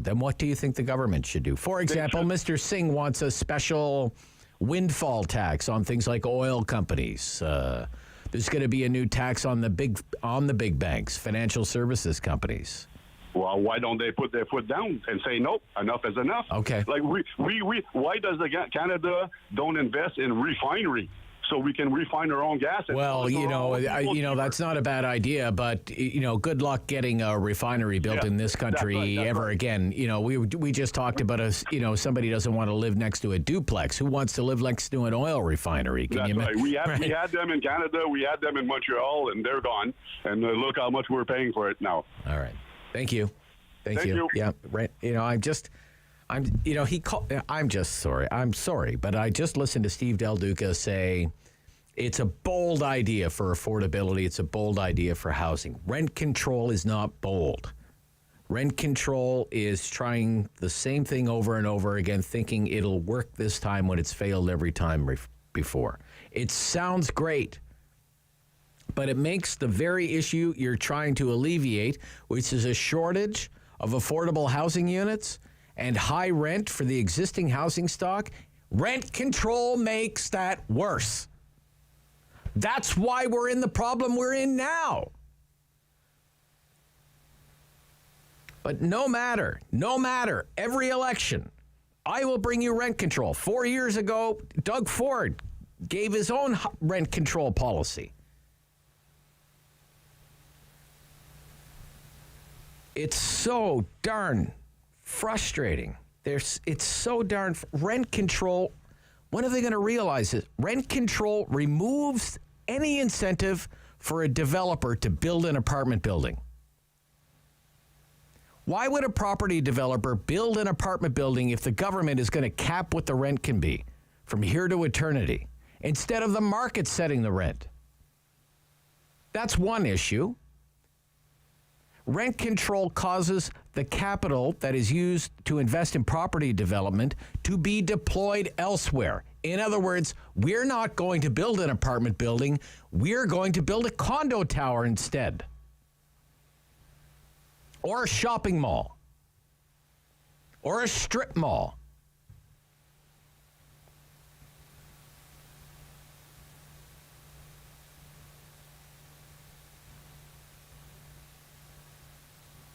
The policy used to be, if I owned an apartment building and it was built after 1991, I could rent my units for whatever the market would bear. Then the government came along and said, sorry, the market price isn't the real price anymore. You can't increase it any more than that. You can't increase it any more than the rate of inflation. And let's say the inflation rate was 2%. You couldn't raise it any more than 2%. So if you had an apartment that rented for $1,000 a month, you could only raise the rent by $20.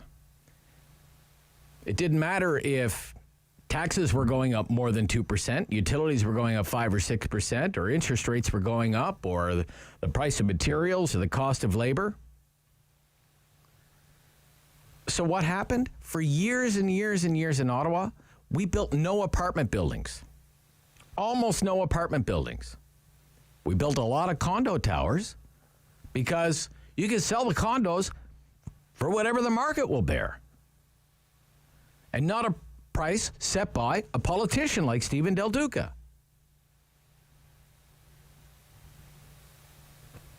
Rent control is a bad policy. It's a bad policy under Doug Ford. It's going to be even worse under Stephen Del Duca. But it's popular. It's popular because there are more tenants than landlords. So, of course, it's popular. Nat in Stittsville. Nat. Yeah, Mr. Snow. Yes. Yeah. Mr. Nat. I think that the provincial government can't do a whole lot. They can do a few things to exacerbate or to reduce the rate of inflation, but the main impetus has to come from central banks, not only ours, but the U.S. and other countries, to cause a worldwide recession. So everybody should get ready for that recession that's coming. Okay. On a provincial level, I don't agree that we should be cutting sales taxes or things like that, because that just exacerbates the deficit, which is another driver of inflation. And thirdly, no to rent control and no to price controls of any kind. All right. Thank you, Nat. Thank you, Nat. Okay. Thank you, sir. Okay. There's somebody who gets it on rent control anyway. Is it Prince? Yes, this is Prince. Yes, go ahead. What do you think the government should do to lower the cost of living? Thank you very much, please. I'm very happy to be here today because over the weekend I drove around from everywhere from Canada, all over looking for a house and all of that. And it's mind-boggling. And then you've said it all. And it looks as if, I don't know, maybe it's deliberate. I don't know, maybe it's because of the vote. You said it, rent control, things like that, government involvement. Government should be less involved. That's what I would say. You see, you've got a lot of lands all over Canada, right? Yep. And then when you look at the cost of housing, I found out that the land part of it is the big part. It's about 70%, 60% in the cost now. Yep. And then land's everywhere. How can land be that expensive? And it's under the control of government. Government should rather be thinking about expanding infrastructures like community amenities, building schools and roads to all those lands that are just there doing nothing, so that developers can move in. And government should do less of regulation. There's too much of regulation in Canada. Somebody was talking the other time. Right. Well, I mean, the Liberal leader, for example, if I could just interrupt you there, sir, just for one moment, says we don't have 4 or 5 ideas about housing. We have 40. We're going to do 40 things. So what do you think? I mean, it's like we're going to have 40 regulations, 40 rules, 40 what? 40, 40 ideas. We don't need 40 ideas, okay? Yeah. Right? Yeah. Okay. Yeah. So, people said it. I mean, somebody was talking about to make life easy for people. You look at the cost of insurance and everything. It's just crazy. Down there, you go to the United States and you look at how much it takes to insure your house here, to insure your car, and then down. I mean, you just wonder why it's so expensive up here. Okay. And then when you look deeper into it, you see it's government regulation, politicians' involvement, trying to fix everything, telling the business people how to do it, and they're making life difficult for people. They should let more people come into it. They should do less of regulation, license more people, give more license to developers, make life easy for developers. I went into signing for a house and it's going to take 18 months, and that is if the government doesn't change something crazy. 18 months to build because they have to wait for allocation and these from people that just sit in their house and make regulation about other people's life. The government should be less involved in all these things. They should just make life easy. They should, private partnership. That's what they should be. What can government do? You're saying government can get out of the way. That's what you're saying, they should get out of the way. Get out of the way. Okay. The guy that says gatekeeper, I don't want to use that word, but that's the truth. I don't want to call them gatekeeper because they're not keeping any gatekeeper. Okay, I got you. They're middlemen in the middle, making life difficult, feeling important, trying to put their eyes into everything, and then they put a lot of bottleneck into it. Believe me.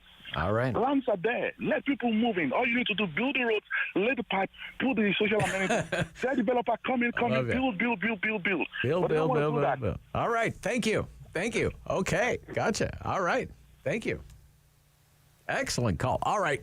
We'll be right back. We have a couple of lines available there. We're talking about the cost of living, what government should be doing to help lower the cost of living. Last caller says, get it out of the way. 750-1310 Rob Snow Show. City News.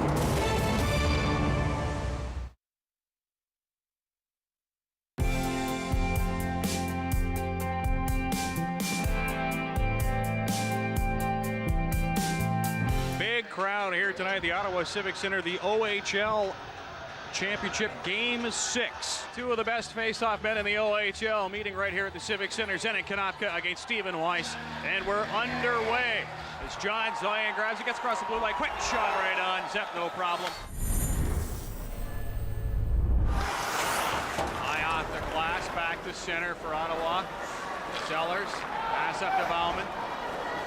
Gets bumped off the puck by Wisniewski. Puck up! Scores! The Ottawa 67s take a 1-0 lead. Ryan Kilray was talking earlier today that sometimes in big games it's a lucky bounce that can decide things.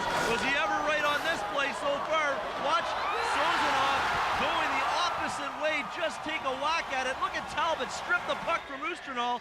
There it is in front of the net, and Sozanov gets a piece of it, and it goes in behind Rob Zepp. Bowman carries the puck up the ice, then Talbot strips him, and there's Sozanov, who outwins the assignment with the back-checking Damian Surma, and Ottawa's got the lead. John Zion for Ottawa. Up to Sozanov. His pass to Talbot. One man to beat. Talbot scores! Far side, low on Rob Zepp. Power play goal for the Ottawa 67s. He is on fire tonight for the 67s. Look at the jump in his legs. Right here, he explodes with the puck. Head up, shot, a goal scorer's goal from the captain, Mighty Joe.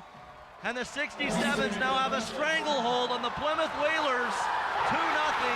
Nothing Zepp could do on that play. He just placed it perfectly. They had nowhere else to go. Just a beautiful goal scorer's goal from the captain. Tied up by two Whalers. Savage came in there, and here comes Plymouth. 3-on-2. Bernarski with Jarrett and Stewart.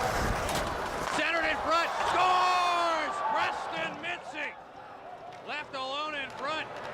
And Plymouth climbs to within one. Picked off by Jarrett, centered in front. Ottawa can't get a rope. Bounce off the leg. Whalers. Third zone.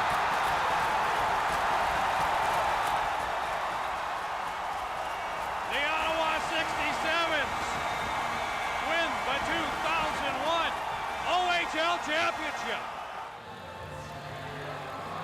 There's Brian Kilray. Zenon Konopka handing him the cup.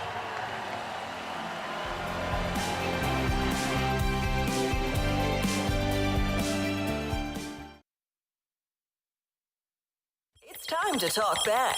On the Rob Snow Show. Have your say and call now. 613-750-1310. The cost of living crisis. What should government do to lower your cost of living? There's an Ontario election underway right now. It's the cost of living election. Number one issue, the cost of living. There's a Conservative leadership race underway right now. With the candidates talking about, some of them talking about things like monetary policy, interest rates, and, the cost of living when it comes to things like supply-managed agriculture. For example, Scott Aitchison has been talking that up. Have to get rid of supply-managed agriculture. Scott Aitchison kind of comes across as the adult in the room, the level-headed, middle-of-the-road guy. Says we could save some money by getting rid of supply management. I don't know. Maybe he's right. Supply managed farms in the crosshairs again. Dairy, poultry, eggs all operate under supply management in Canada. They have for decades. And that does mean that Canadians pay more for those items at the grocery store. There are punitive tariffs, almost no imports. You don't go to the grocery store and buy, made in Michigan milk, for example. Just doesn't happen.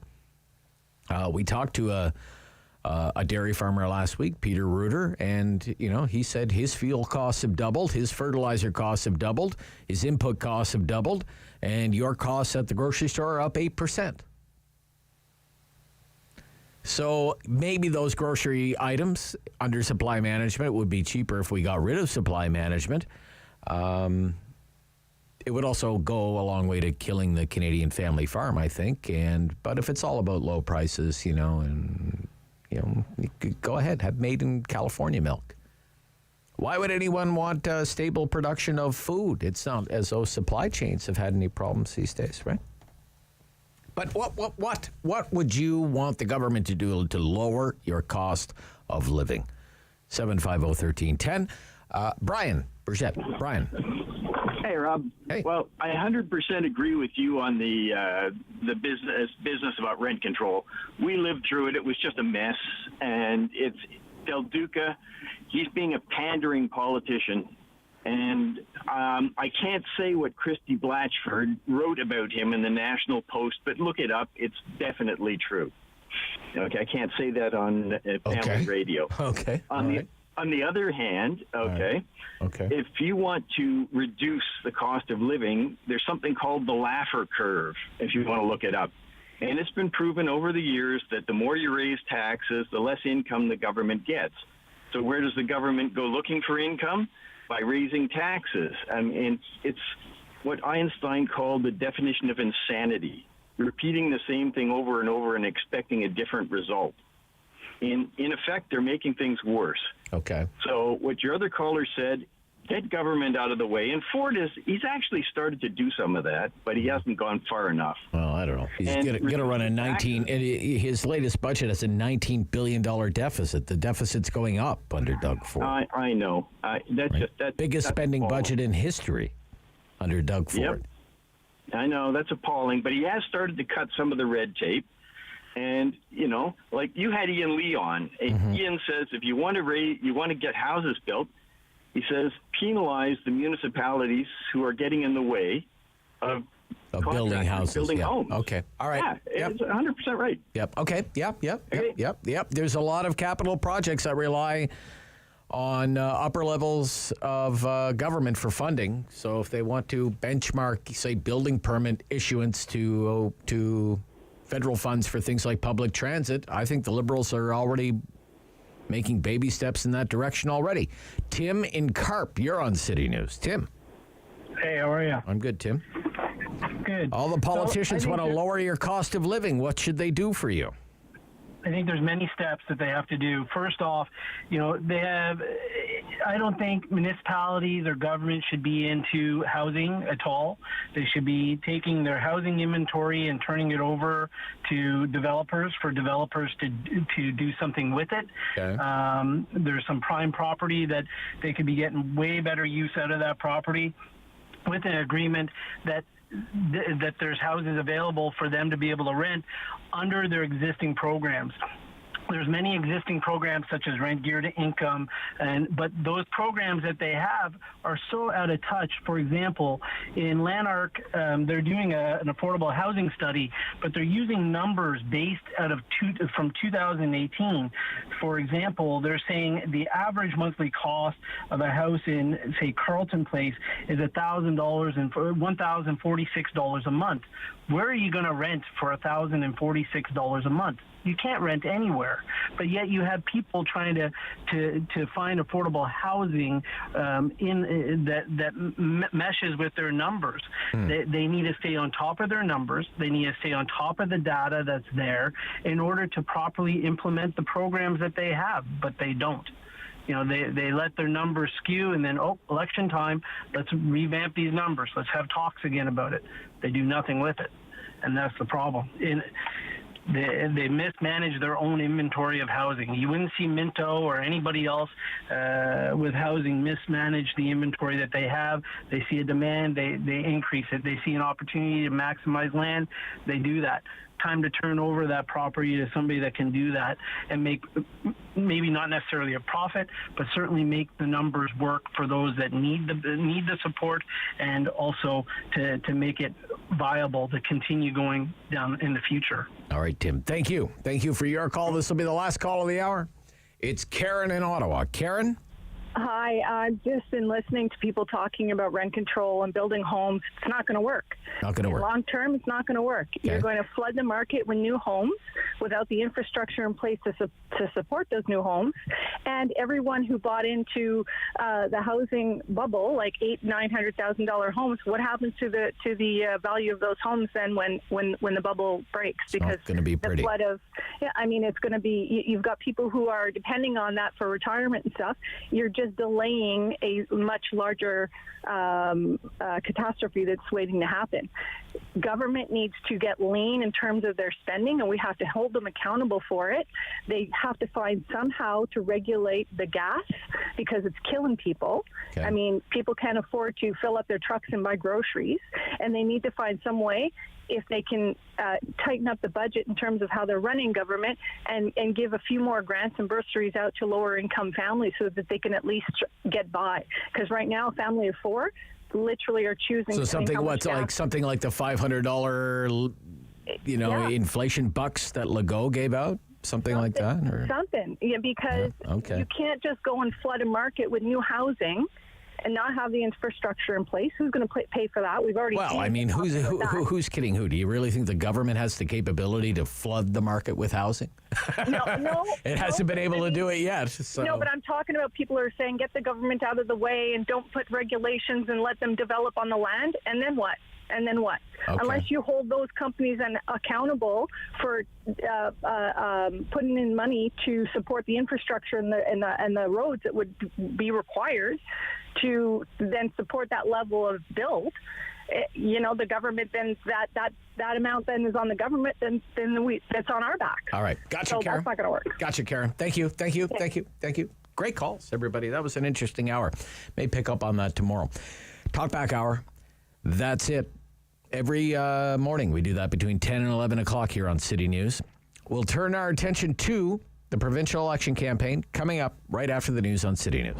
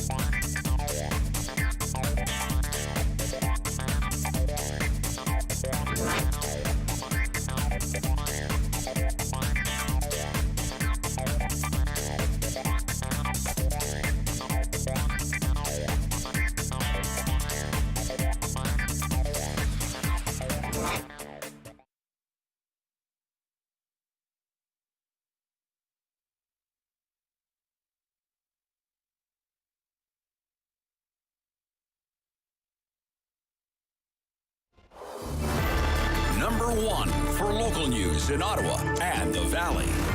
This is City News, now on 101.1 FM and 1310 AM. It's Monday, May 9th. Good morning. I'm Andrew Boyle. Right now in Ottawa and in Smiths Falls, 16 degrees, and here's what's making news in Ottawa and the Valley. On the provincial election campaign trail, a Liberal government in Ontario would count on a renegotiated childcare deal with the feds and find efficiencies in procurement to pay for the promises. Those include making housing more affordable, ending for-profit long-term care.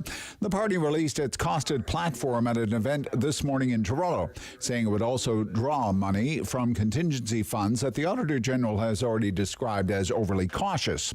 Now, the party expects to balance its budget by 2025-26. That's 1 year earlier than the PCs. It wasn't immediately clear how the Liberals would reopen the child care deal. The party also revealed the housing plank of its platform, saying it would reinstate rent control and build 1.5 million new homes. Those are both key promises from the NDP as well. Now, the Liberals previously pledged to end for-profit long-term care. They said that would cost $50 million this year, $150 next, $200 million in each of the following 2 years. The Ontario New Democrats are promising Northerners quicker reimbursement for health travel expenses. NDP leader Andrea Horwath campaigned this morning in Sudbury and promised Northern residents would be paid back more quickly after health-related travel. I don't know how many times since the day I became leader, I've heard about the complaints and concerns of Northerners around the Northern Travel Grant. We have a guarantee in our platform that you'll have your reimbursements within 14 days of filing them. Now, the party's health-focused Northern Plan also includes a promise to hire 300 more doctors for the region, expand the French language health services, and work on incentives to bring healthcare workers north. City News Time 11:03. Now your forecast. Here's meteorologist Jill Taylor. Well, we are in for just a gorgeous week. Plenty of sunshine. We could even see plenty of records broken this week. Record warm highs. The high today, 22 degrees. Lots of sunshine. Tonight, mainly clear and 7, and tomorrow, sunny up to 24. For today, the high, 22. And right now, 16 degrees in Ottawa and in Smiths Falls. The Briere and St. Vincent Hospital will be the scene of a protest over staffing levels that's set to start in about a half an hour from now. Health professionals say the provincial government has to take responsibility for a staffing crisis in hospitals right across the province. Registered practical nurses say the protest against capped wages will include other staff members like personal support, also cleaners and clerical staff. Russian President Vladimir Putin has long complained about NATO's gradual creep eastward. He used a speech at today's Victory Day parade in Red Square, Moscow, to portray the current battle for Ukraine's Donbas region as a fight on the historic lands of Russia. Critics say the speech skirted some uncomfortable realities Putin is facing. The campaign in Ukraine, for example, not exactly going to plan. And a Russian ambassador to Poland was splashed with what looked like red paint. He was attending a Victory Day ceremony at a cemetery in Warsaw. Sergei Andreev went to the Soviet military cemetery paying respects to the Red Army soldiers who died during the Second World War and was met by hundreds of activists opposed to Russia's war in Ukraine. Protesters first snatched away a wreath of flowers he intended to lay at the cemetery and trampled it.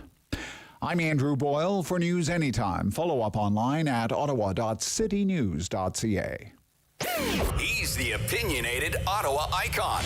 The Rob Snow Show returns on Rogers TV and City News. 101.1 FM and 1310 AM. Returns with the premiere edition of what we're calling Ontario Decides. I like the sound of that. Cam Holmstrom is here, consultant, Blue Sky Strategy Group. Cam, good morning, Cam. Good morning, Rob. Tim Powers, Chair, Summa Strategies, Managing Director, Abacus Data. Tim Powers, good morning. I'm pretty excited, Rob. Ontario Decides. Yes. 2022. We're gonna get some music. We'll get the big voice, the movie trailer guy. Oh, it's gonna be great. It's gonna be great. Okay, we have Stephen Del Duca, the Liberal leader. They're doing their platform unveiling today in Toronto, and he's taking some questions right now. So bear with us. We're gonna listen a little bit to Stephen Del Duca here. But I do want there to be no doubt. If I have to choose between my kids' class sizes, if I have to choose between seniors care and home care first and putting our parents and grandparents at risk, if I have to choose between workers and their families, clearing the surgical backlog and the diagnostic backlog, dealing with all of the other ODSP supports that are going to go up under an Ontario Liberal government, if I have to choose that versus simply committing to balancing by 26-27, I will choose the people of Ontario and what they need every single day of the week. And now, in an election campaign where Ontario Liberals are the only ones giving a real plan that is fully costed, I say to the people of Ontario, the choice is yours.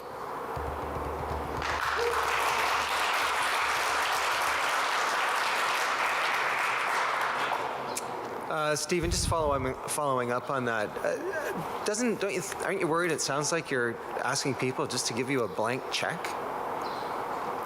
No, I'm recommending people take a look at our plan where there is a chart that shows exactly what we intend to invest every single year, where we intend to be in the fourth year, where we expect to be in the final budget.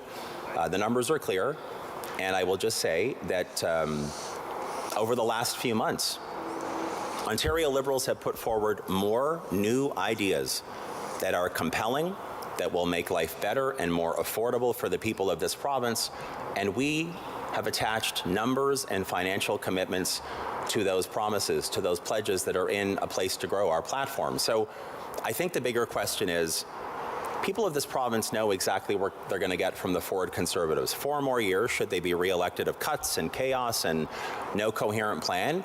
And frankly, nobody knows for sure what they're going to get from the NDP, because 2 weeks after they released their platform, there are still no numbers.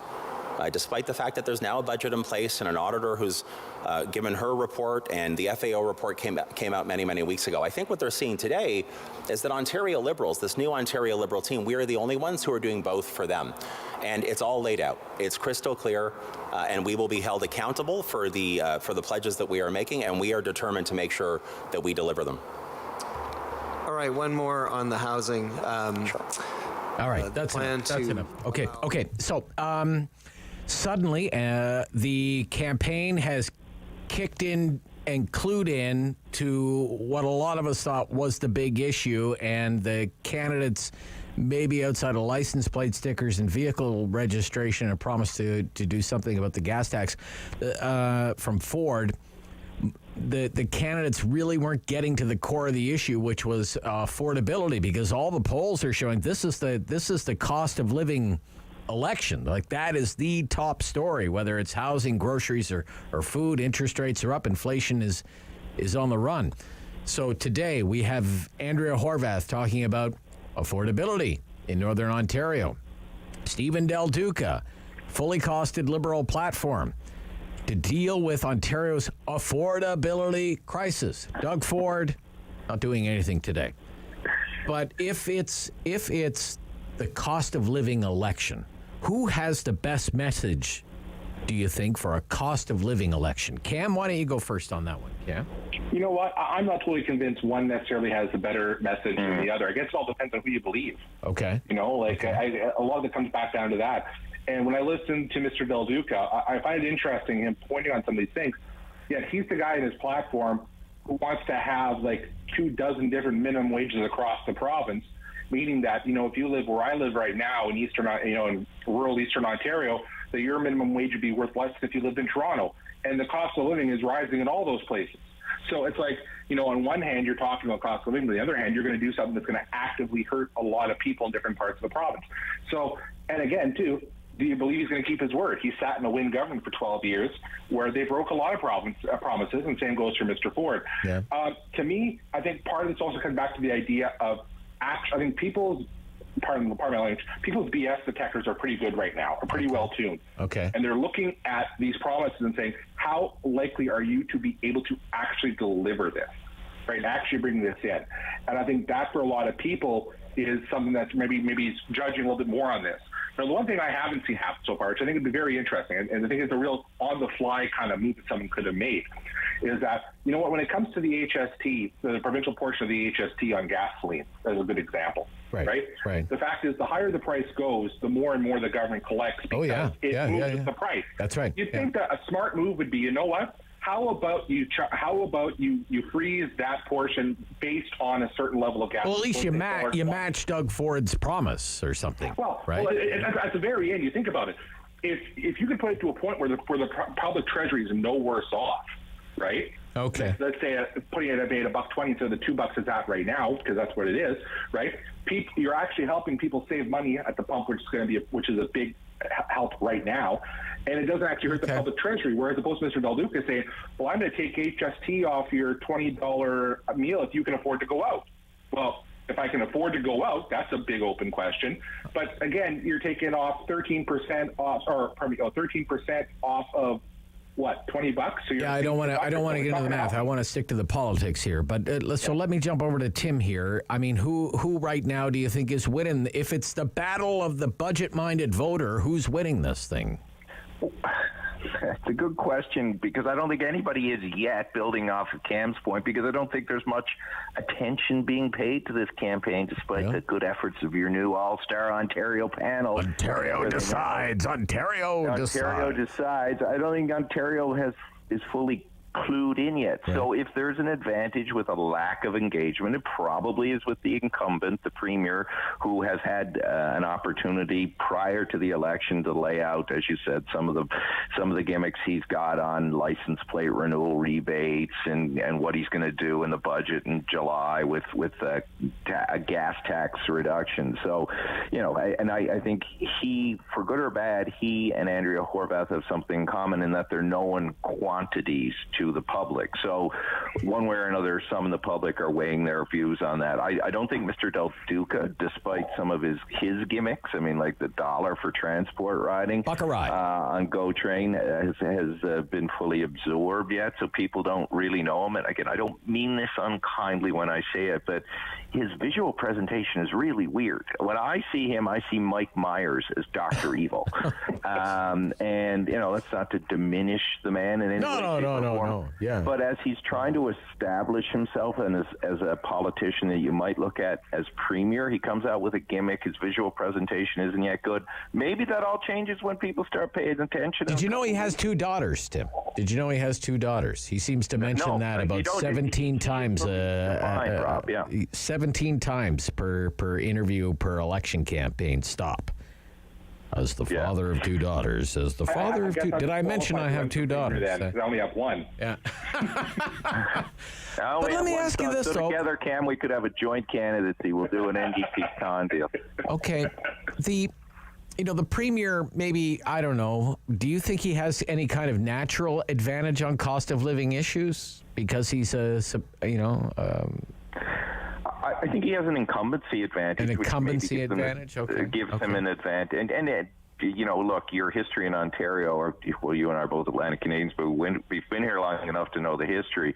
It's very unusual. I think there's been one circumstance where a government doesn't get a second chance after just coming back into power. Kathleen Wynne was different. Bob Rae was obviously different. But usually Ontario likes to re-elect incumbents going for their second term. They give them the benefit of the doubt. The other thing I'd say that's happened for Premier Ford that hasn't happened for Jason Kenney is he's been forgiven, or it's been forgotten about the challenges he had in the early days of managing the pandemic, which is helpful to him. Let me ask you this. Can Doug Ford just take Monday off? Like, is this thing going so well for the PCs, right? He can just not do anything, not go anywhere. It says no events scheduled today. No events. Maybe he's door knocking in Etobicoke or something, but he's not having an event, apparently. Or if he's having an event, doesn't want the media there. Like, Cam, can he just take Monday off? It's not something I would advise, but you know what? These things are a sprint. So I've always advised candidates I've dealt with, you have to build time for yourself somewhere in there. And if you had to take a day somewhere in the campaign, it's probably maybe better to do it earlier than later. You don't want them knocking off on the Monday before the vote, right? Say, guys, I got something else I got to do today. Like, that would maybe a little more on the nose. And to be honest, I'm curious as to what it is. There might be a good reason for it, right? There's some they'll take time for debate prep and things like that. So I'm not necessarily going to knock him on that one today. Okay. All right. What do you think, Tim? Just take Monday off? Well, they'll do Sunday off. Like, at this point, I agree with Cam. Who cares, right? Again, you rightly are pointing that out. But for the other 14 million Ontarians who are not totally clued into this thing yet, they're not going to care at this juncture. Okay. All right. We'll be right back. We'll talk about a few more issues as Ontario decides. This is the Rob Snow Show on City News.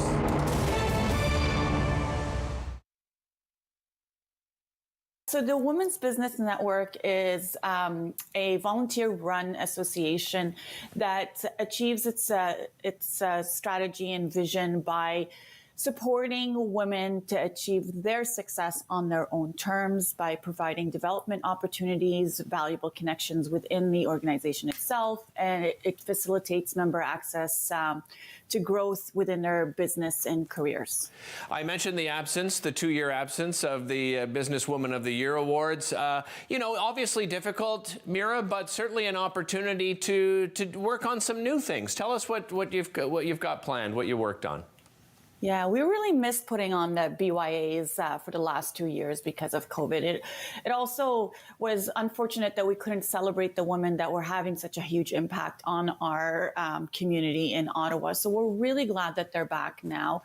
As you know, that they've been around since 1983. Mm-hmm. They are a purpose to celebrate the achievements, the professional expertise, and the leadership of all of the outstanding women we have in the National Capital Region.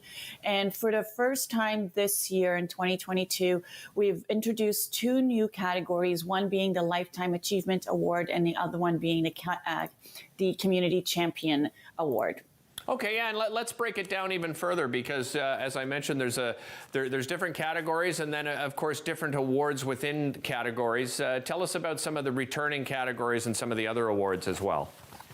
So the 2 returning categories that we're bringing back are actually the entrepreneur and the enterprise leaders. Those are very popular in our community. They draw a significant amount of nominations, and they do get a lot of attention because it's very common that we take the opportunity that we want to celebrate the entrepreneurs in our community, especially after the 2 years of being through what they've been through, right? So we're looking for nominees of owners who have significant impact on their businesses, that have seen strong growth in the last little while.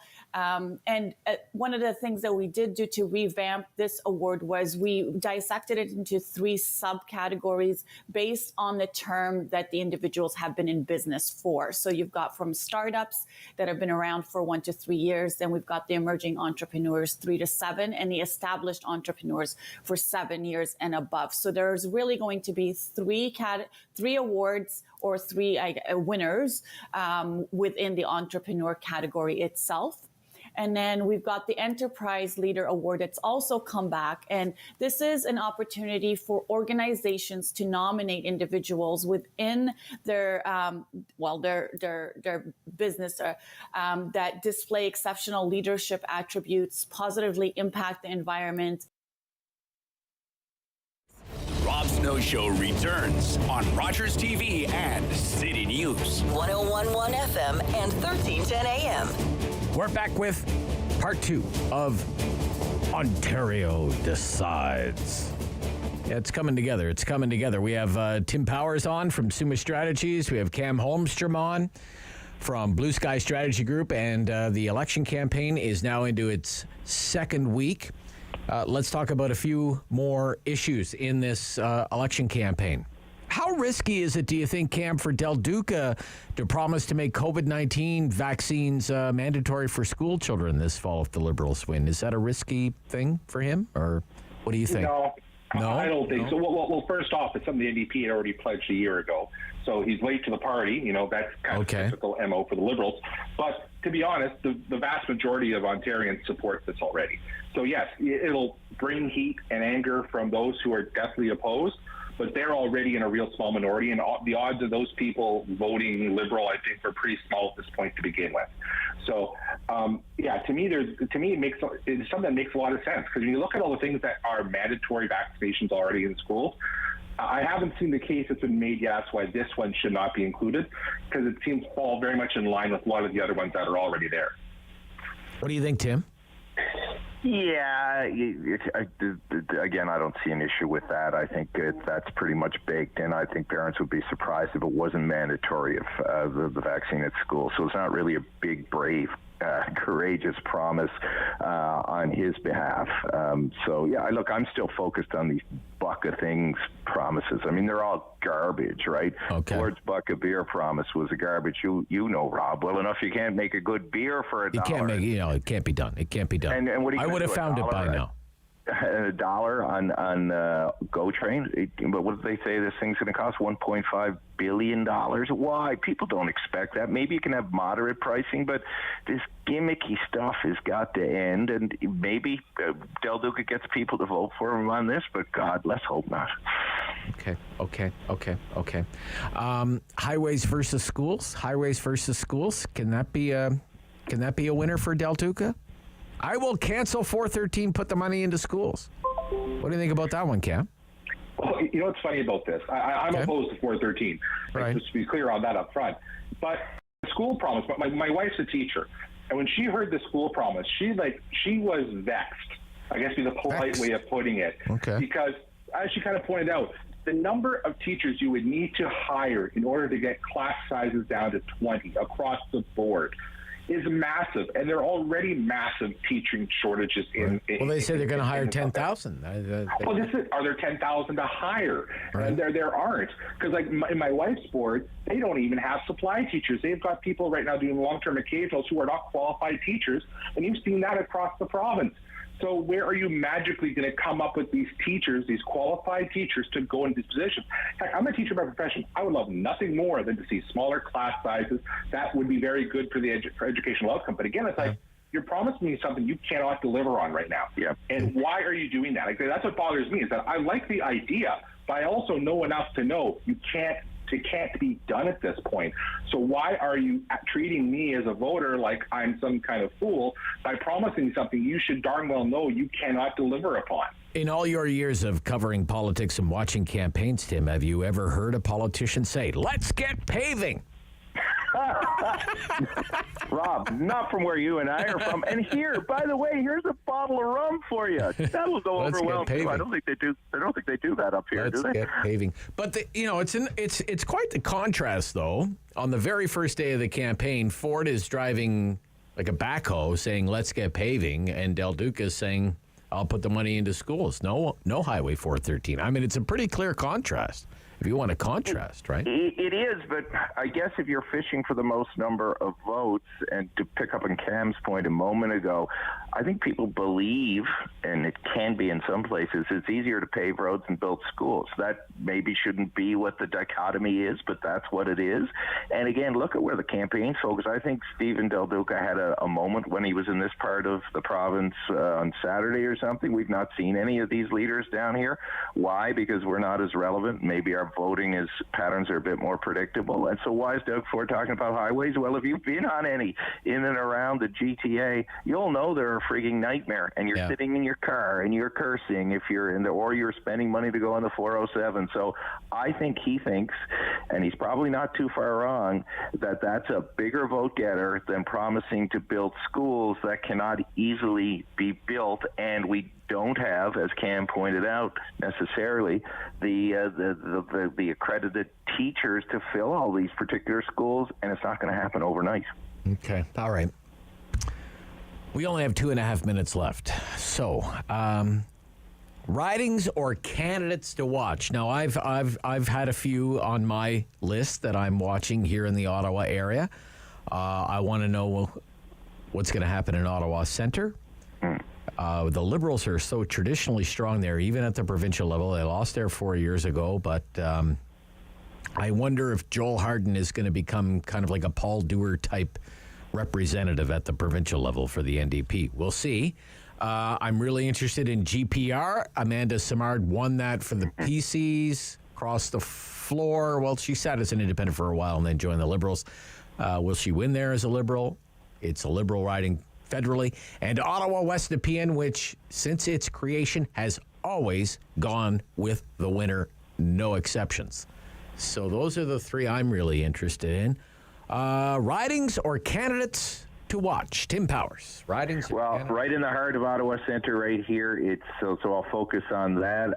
The sign war would suggest that Joel Harden has a marginal lead, at least in the streets I've been on, over Katie Gibbs on signs. I think, is it Scott Kelly or the Conservative candidate? I've seen a few of his signs. He's a poor man. If you're listening, good for you for putting up your hand, but you don't have a damn chance here. I'm interested. to see if Hardin does hold, because that was a real win for the NDP. I'll give Hardin credit. Yep. Like Paul Dewar, who you referenced, he has worked hard to be an every-person constituency MP, though Yasser Nagvi was the same last time, but I think Yasser got punished for win, and Yasser went on to win federally. Katie Gibbs is an impressive candidate. This could be a tough battle here in Ottawa Centre for them both. Ottawa Centre, he says. Ottawa Centre. What about you, Cam? Ridings or candidates you are watching? Well, Ottawa West Nepean was right at the top of my list, because that one barely went PC last time. It almost went NDP last time, like 180 votes. And from my talking to people I know on the ground there, the NDP campaign has already got more sign locations than they did the entire last campaign. And obviously they're funded and they're ready to go with the same candidate, Chandra Pasma, who I think is fantastic, a former colleague of mine, but an amazing candidate. So I'm kind of curious to see how that plays out. But to me, if you want to know where this campaign is going to go, if there's actually going to be a change of government, I hate to say this as a northerner, it pains me, but you have to look at downtown Toronto, because downtown Toronto went orange last time. Okay. If it goes red, that's the only that has to happen for the Liberals to have a chance to form government. If it does, and same thing for the NDP, that they have to hold that ground to have a chance. The Liberals need to gain that ground to hold a chance. If you see any kind of split between the middle, that's just good for the Ford government, and their odds of holding on to government get that much better. All right. Ontario decides. One panel down, 3 to go until Ontario decides. Thanks to both of you. Lots of fun kicking around the issues. Thanks again. We'll talk soon. Bye-bye. Yep. From Summa Strategies, Tim Powers from Blue Sky Strategies, Cam Holmstrom. I'm Rob Snow. When we come back right after the news, David Sally, we will talk about Shopify and all the news recently about Shopify with David Sally from the Ottawa Business Journal. This is City News.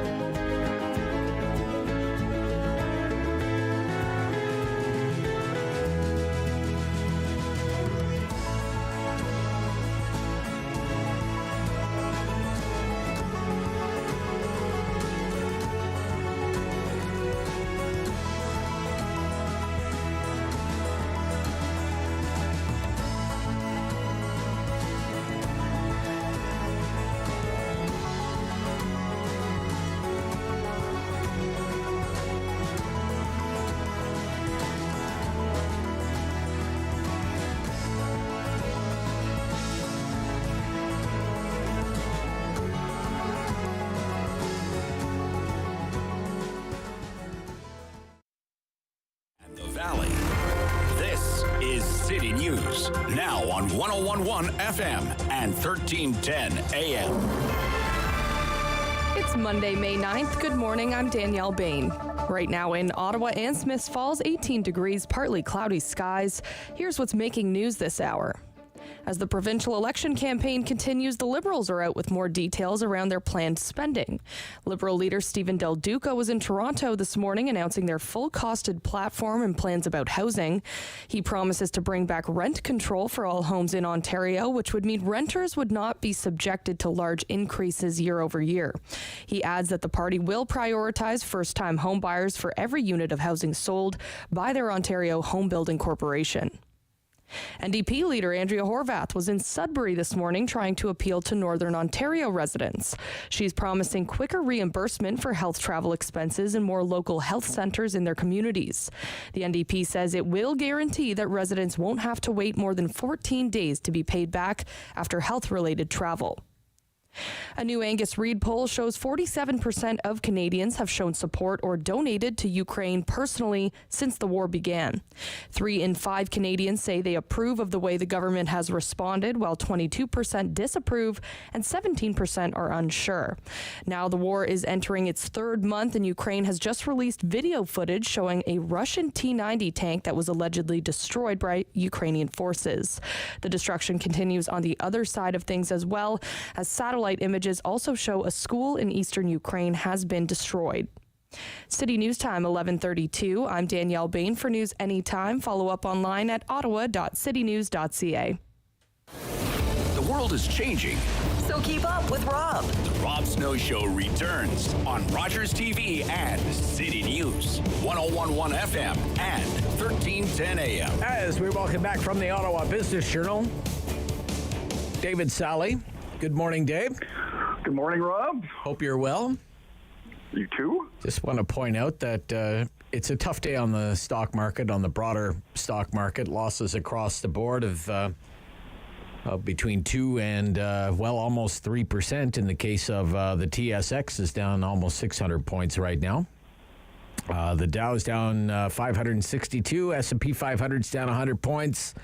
And again, it's tech is taking the brunt of the selling again, with the NASDAQ surrendering 12,000. It's back below 12,000 now, 11,741. That's a loss of 400 points. So that's a loss of 3.3%. And just let me, because it's totally out of curiosity, Bitcoin in U.S. dollars, because it's not been good, 32,279. Down another 5% today, and Bitcoin year-to-date is down 32% in U.S. dollars. But we're here to talk about Shopify. Shopify is being punished again, too, and has not really done very well since its latest earnings report. Shopify shares hit a new 52-week low of $441 today. And it's been brutal. It's down another 8.5% today, and it's down more than 70%, David, year to date. My goodness gracious. Well, and in the last 6 months, Rob, since it hit its high water mark of just under $2,230 in November, Shopify stock is down 77, well, almost, let's say basically 80%. 80%. Since then. So the renewed selling really started after the company's earnings, the latest earnings report came out. What did the company say in its earnings report? Well, I mean, it reported, Rob, what you would think of the service would be pretty good news. I mean, all in all, year-over-year growth. It had a very good first quarter. It was, its revenues were up significantly. To well over. It had a 1.2 billion.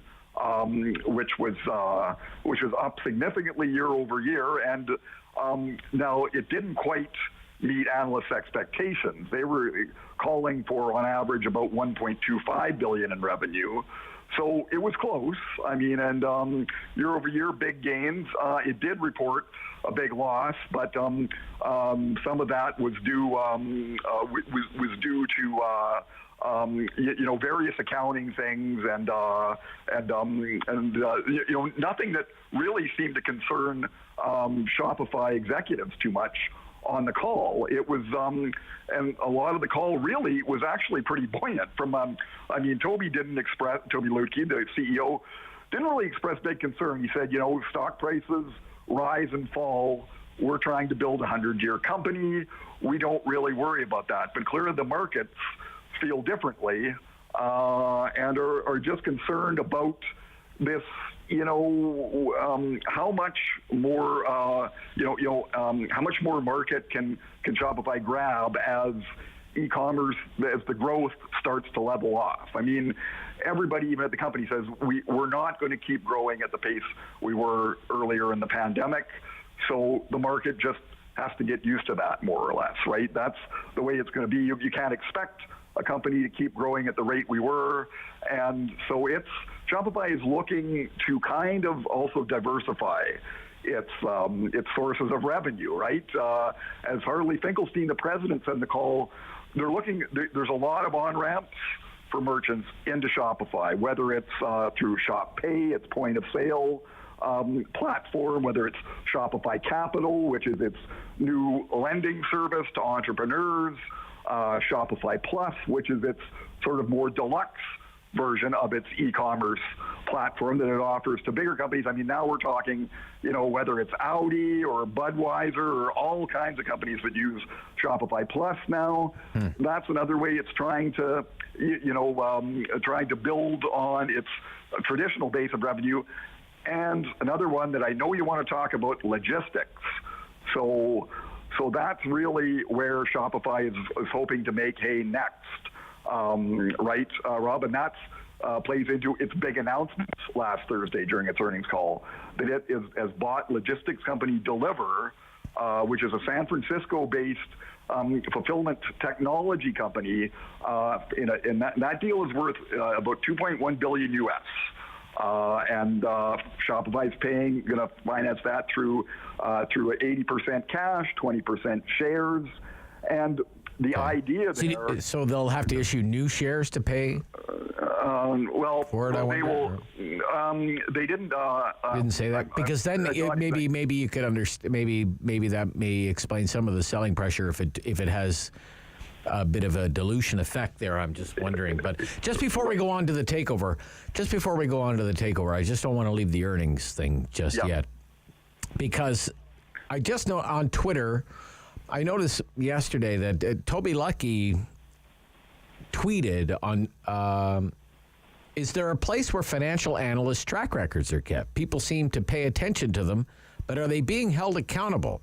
Company XY outperformed analysts' expectations is just different framing from analysts failed to accurately predict company XYZ, especially when it's mostly macroeconomic factors that are causing it. Raising tide raises all boats kind of thing. That feels like analysts really should have that in their models. So he's not happy with the way the analysts are talking about his company's earnings report, that they're kind of missing the boat on the message of Shopify, or the message that Shopify was delivering, I guess. Right, and that again kind of plays into what he was talking about a bit on Thursday, Rob. He essentially was saying that he feels like things are going well, and that maybe the analysts are kind of missing the bigger picture, that what we're doing now is investing for the future.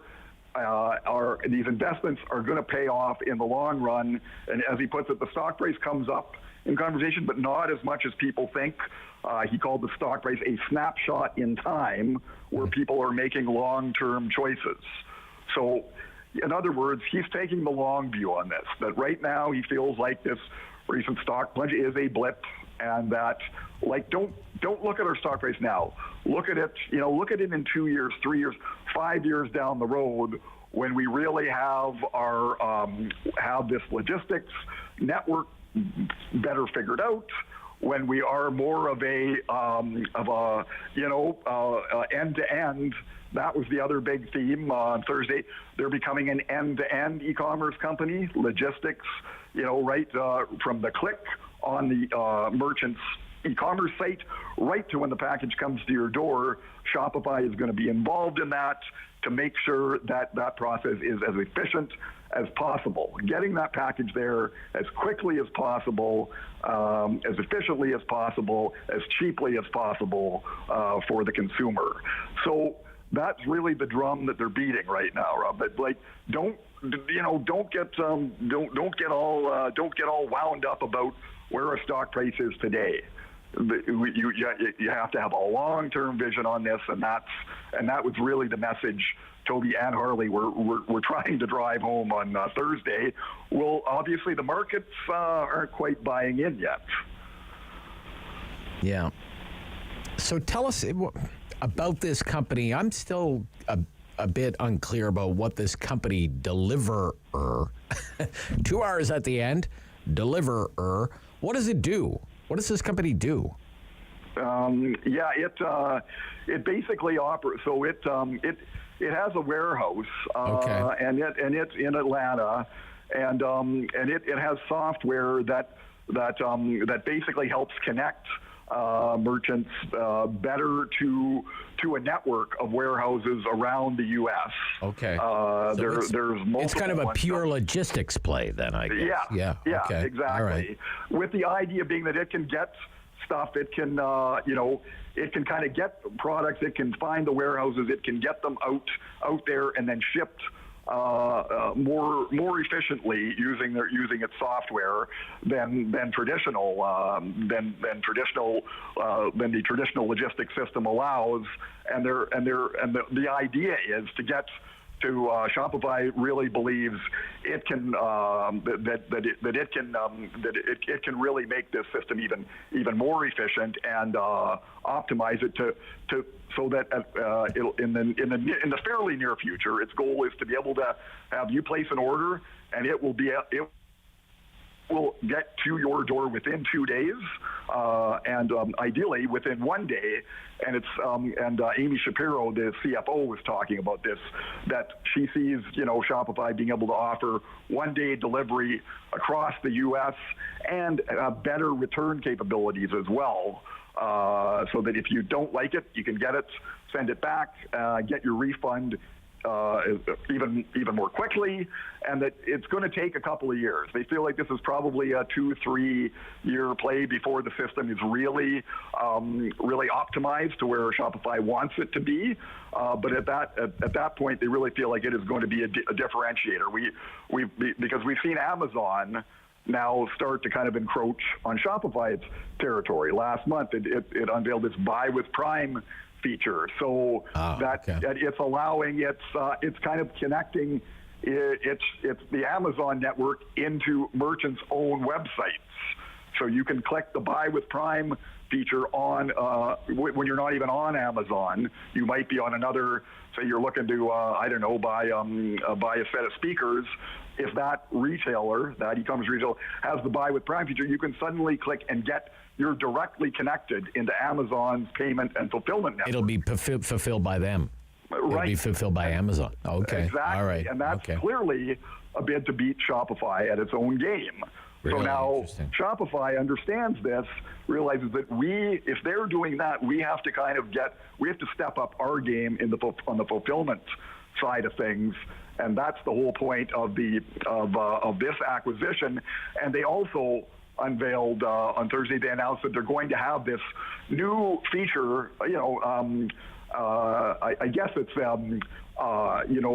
it's maybe a little more cosmetic than anything, but called Shop Promise, where if that badge is on a merchant site, Shopify merchant site, that means that whatever you order will be at your door within 1 or 2 days, and they put the date when it's going to arrive right there on your order as soon as you click, and as sort of underscoring that, hey, we have the fulfillment chops to get your package to your door as fast as possible. We can get it there just as fast as Amazon. That's the goal. Okay. All right. That's a pretty good review of everything that's happening at Shopify, but it's amazing, everything that's happening there, and you look at the stock price, and that's all the more amazing. So, by the way, the stock split, the 10-for-1 stock split doesn't happen for another month and a bit, as a matter of fact. They're going to split the shares 10-for-1. I think it's the third week of June, somewhere around there. Okay. So, okay. That's right. Yeah. All right, David. Great update today. Thank you so much for all your help in dissecting all the latest Shopify news. No problem, Rob. Yeah. Have a great week. You too. We'll be back with more Money Monday with our certified financial planner, Peter Fraser from Manulife Securities and Cardinal Planning on the Rob Snow Show on City News.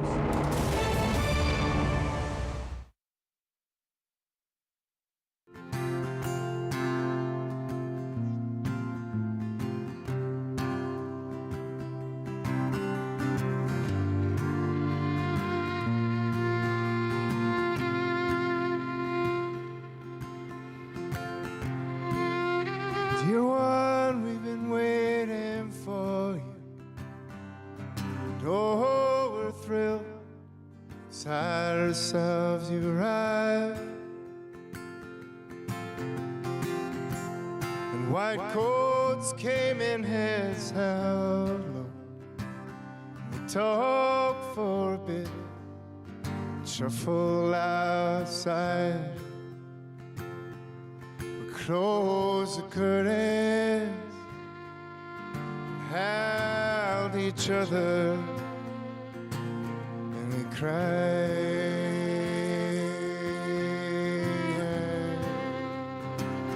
and said hello,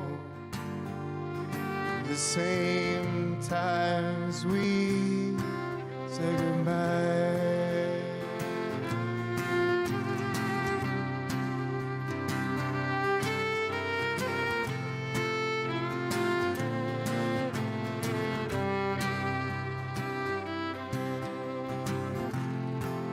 Smallest and wingless, oh, leaving as soon as you'd arrive. Sadness is love wasted, with no little heart to place inside. Close the curtains and held each other and cried.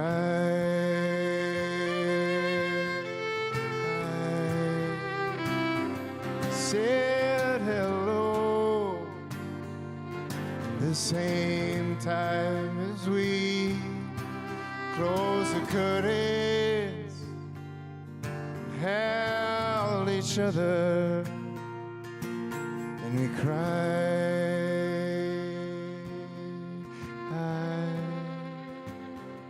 We said hello at the same time as we said goodbye.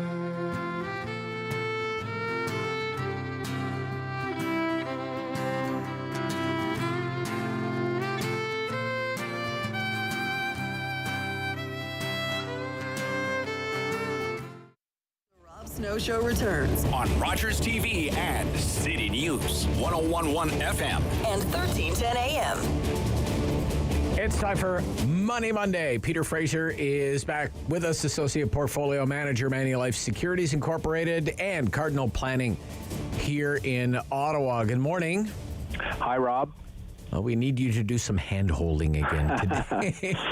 Mopping of the red. Yes, it's been brutal. I outlined it. The TSX has actually held up pretty well. It's in the middle of a sell-off today because it's energy intensive. One could say it's carbon intensive, but the energy stocks have done very well. It's been like the one place to hide. So the energy sub-index is up 55% for the TSX, and that's why the TSX is only down 2% for the year. The U.S. markets, it's a totally different story. But people might remember some time ago, Peter walked us through 4 of the things that he really likes to look on, check, and monitor, especially now because of the post-pandemic recovery. So you look at economic growth is the very first one. It is, yeah. So circling back to those, we talked about that mini dashboard, and Q1 of 22 is in the book, so I thought we could take a look at those. Economic growth, we talked about the peaking of growth in 2021 and the impact of waning government supports into this year and a possible interest rate hike at the time, and I put up 2% growth for Canada. So Q1 isn't completely finalized until May in terms of statistics, but StatsCan is really able to show us that GDP grew quite robustly in February alone at 1.1%. And that 16 out of 20 of the industrial sectors also grew this winter. So RBC, in fact, is now forecasting annualized growth of 5.5 for the first quarter. So better than expected. Better than expected. Okay. Then you look at the stock market. Then we look at the stock market. Or we could just sit quietly for the next few minutes. Right. I thought attractive single upper digits, obviously more modest than the huge gains of 20 and 21. I said 6%. Obviously a malfunction there, worse than expected. You were looking for 6% for the year, you mean? Correct. Right? Yeah, correct. yeah. Okay. Yeah. So Q1 S&P TSX down a little bit, and as you say, buffered greatly from the other, virtually all international markets at almost 11 year to date in the negative. Safe haven fixed income performing just as badly. We've seen supply chain improvements a little bit, but faster, higher interest rate hikes. Ukraine on the 24th of February, COVID in China. I think it's forced a lot of us to take earlier bets back to the drawing board because markets at this point are way off from consensus estimates. Yeah. And it's the idea that you have stocks and bonds both going in retreat, right? Yeah. So been a long time since anybody's had that pincer effect, but it's happening in spades now. Okay. Inflation and wage growth. Yes. Well, remember inflation is transitory, Rob? Yes, I do remember that. Yeah. Those were the good old days. So I thought at 5% should soften and decline. I'm also doing worse here because obviously instead of coming down, it's been on a tear. Headline CPI, a little under 7% in March in this country. That's the highest in 30 years, and doesn't seem to be any sign of abating there. Wage settlements are a little more difficult to come by year-to-date information yet, but I will say this, that base wage agreements in existing collective agreements that are already in place and about to expire, they're kind of underwater already with inflation going into the year, and that gap was about minus 1.5% according to CUPE. Just because misery loves company, CUPE's inflation forecast for the year was 3.3%. So I think there's a ton of pressure coming here that greatly risk making inflationary cycles a little bit more baked in. And hey, that's why one of our top stories here at City News today is 15,000 carpenters on strike because they don't think that and the crane operators went on strike last week. So it begins. Maybe a sign of things to come. Right. Yep. I mean, if you're a union leader, are you in the, inflation is at almost 7%. You're going to take 3% over 3 years. I don't think so. Sure. Right. Yeah. Okay. So finally, the Bank of Canada and bond yields. Correct. So we said trending upwards generally. I'm worse again, and we've really only seen higher faster. If you look at the 5 and 2 year rates, they're 100 to 200% higher at 4 months in than they were in January. And of course, everybody knows the Bank of Canada rate's now at 1% compared to 0.25. And the challenge there, other than being wrong on the estimate, is just that, they have one single tool, raising the cost of money basically to beat down higher inflation. And the real balancing act is going to be to not tip the economy into recession, which has kind of been compared to landing a helicopter on the head of a pin. So the so-called soft landing. They're trying to orchestrate the soft landing. Right? Yeah. And it's humbling, but I'm out of the money on 3 out of 4 of those dashboard measures. And realistically, I think we need to be braced for things probably getting a little worse before they begin to show some sunlight. So thought we could close with just leaving in times like these what it still might be a good opportunity for. Absolutely. All right, so goals and objectives in your financial plan, obviously they should remain your North Star, so check those out and try to avoid the day-to-day looking. If you don't have a plan, it is the right time to build your first one. I'm going to say exercising patience and risk management rigorously. Take a look at the portfolio that you've got. Obviously, avoiding speculative stocks at the moment could be pretty helpful. Be comfortable with its stability, be comfortable with its ability to protect you, and check out how durable it is during what may still be a rough ride. I advocate checking in with your advisor or your planning team. If they haven't offered you an update, ask them for one. And it's probably not the most exciting advice, but doing nothing can often be the best course of action in times like this. So just take a breath, be patient, and you may want to turn your head to other activities in your financial plan, tax planning, insurance, estate planning. But it's time to be attentive and patient and careful. Thank you, Peter Fraser. On a day like today, much needed advice. Thank you so much. Thank you. We'll speak next week. Peter Fraser from Manulife Securities and Cardinal Planning. That's it for the Rob Snow Show. Sam LaPrade is back in with, get this, the Sam LaPrade Show, right after the noon news on City News. The Rob Snow Show. Weekdays 9 to noon on Rogers TV and City News. 101.1 FM and 1310 AM. Number one for local news in Ottawa and the Valley.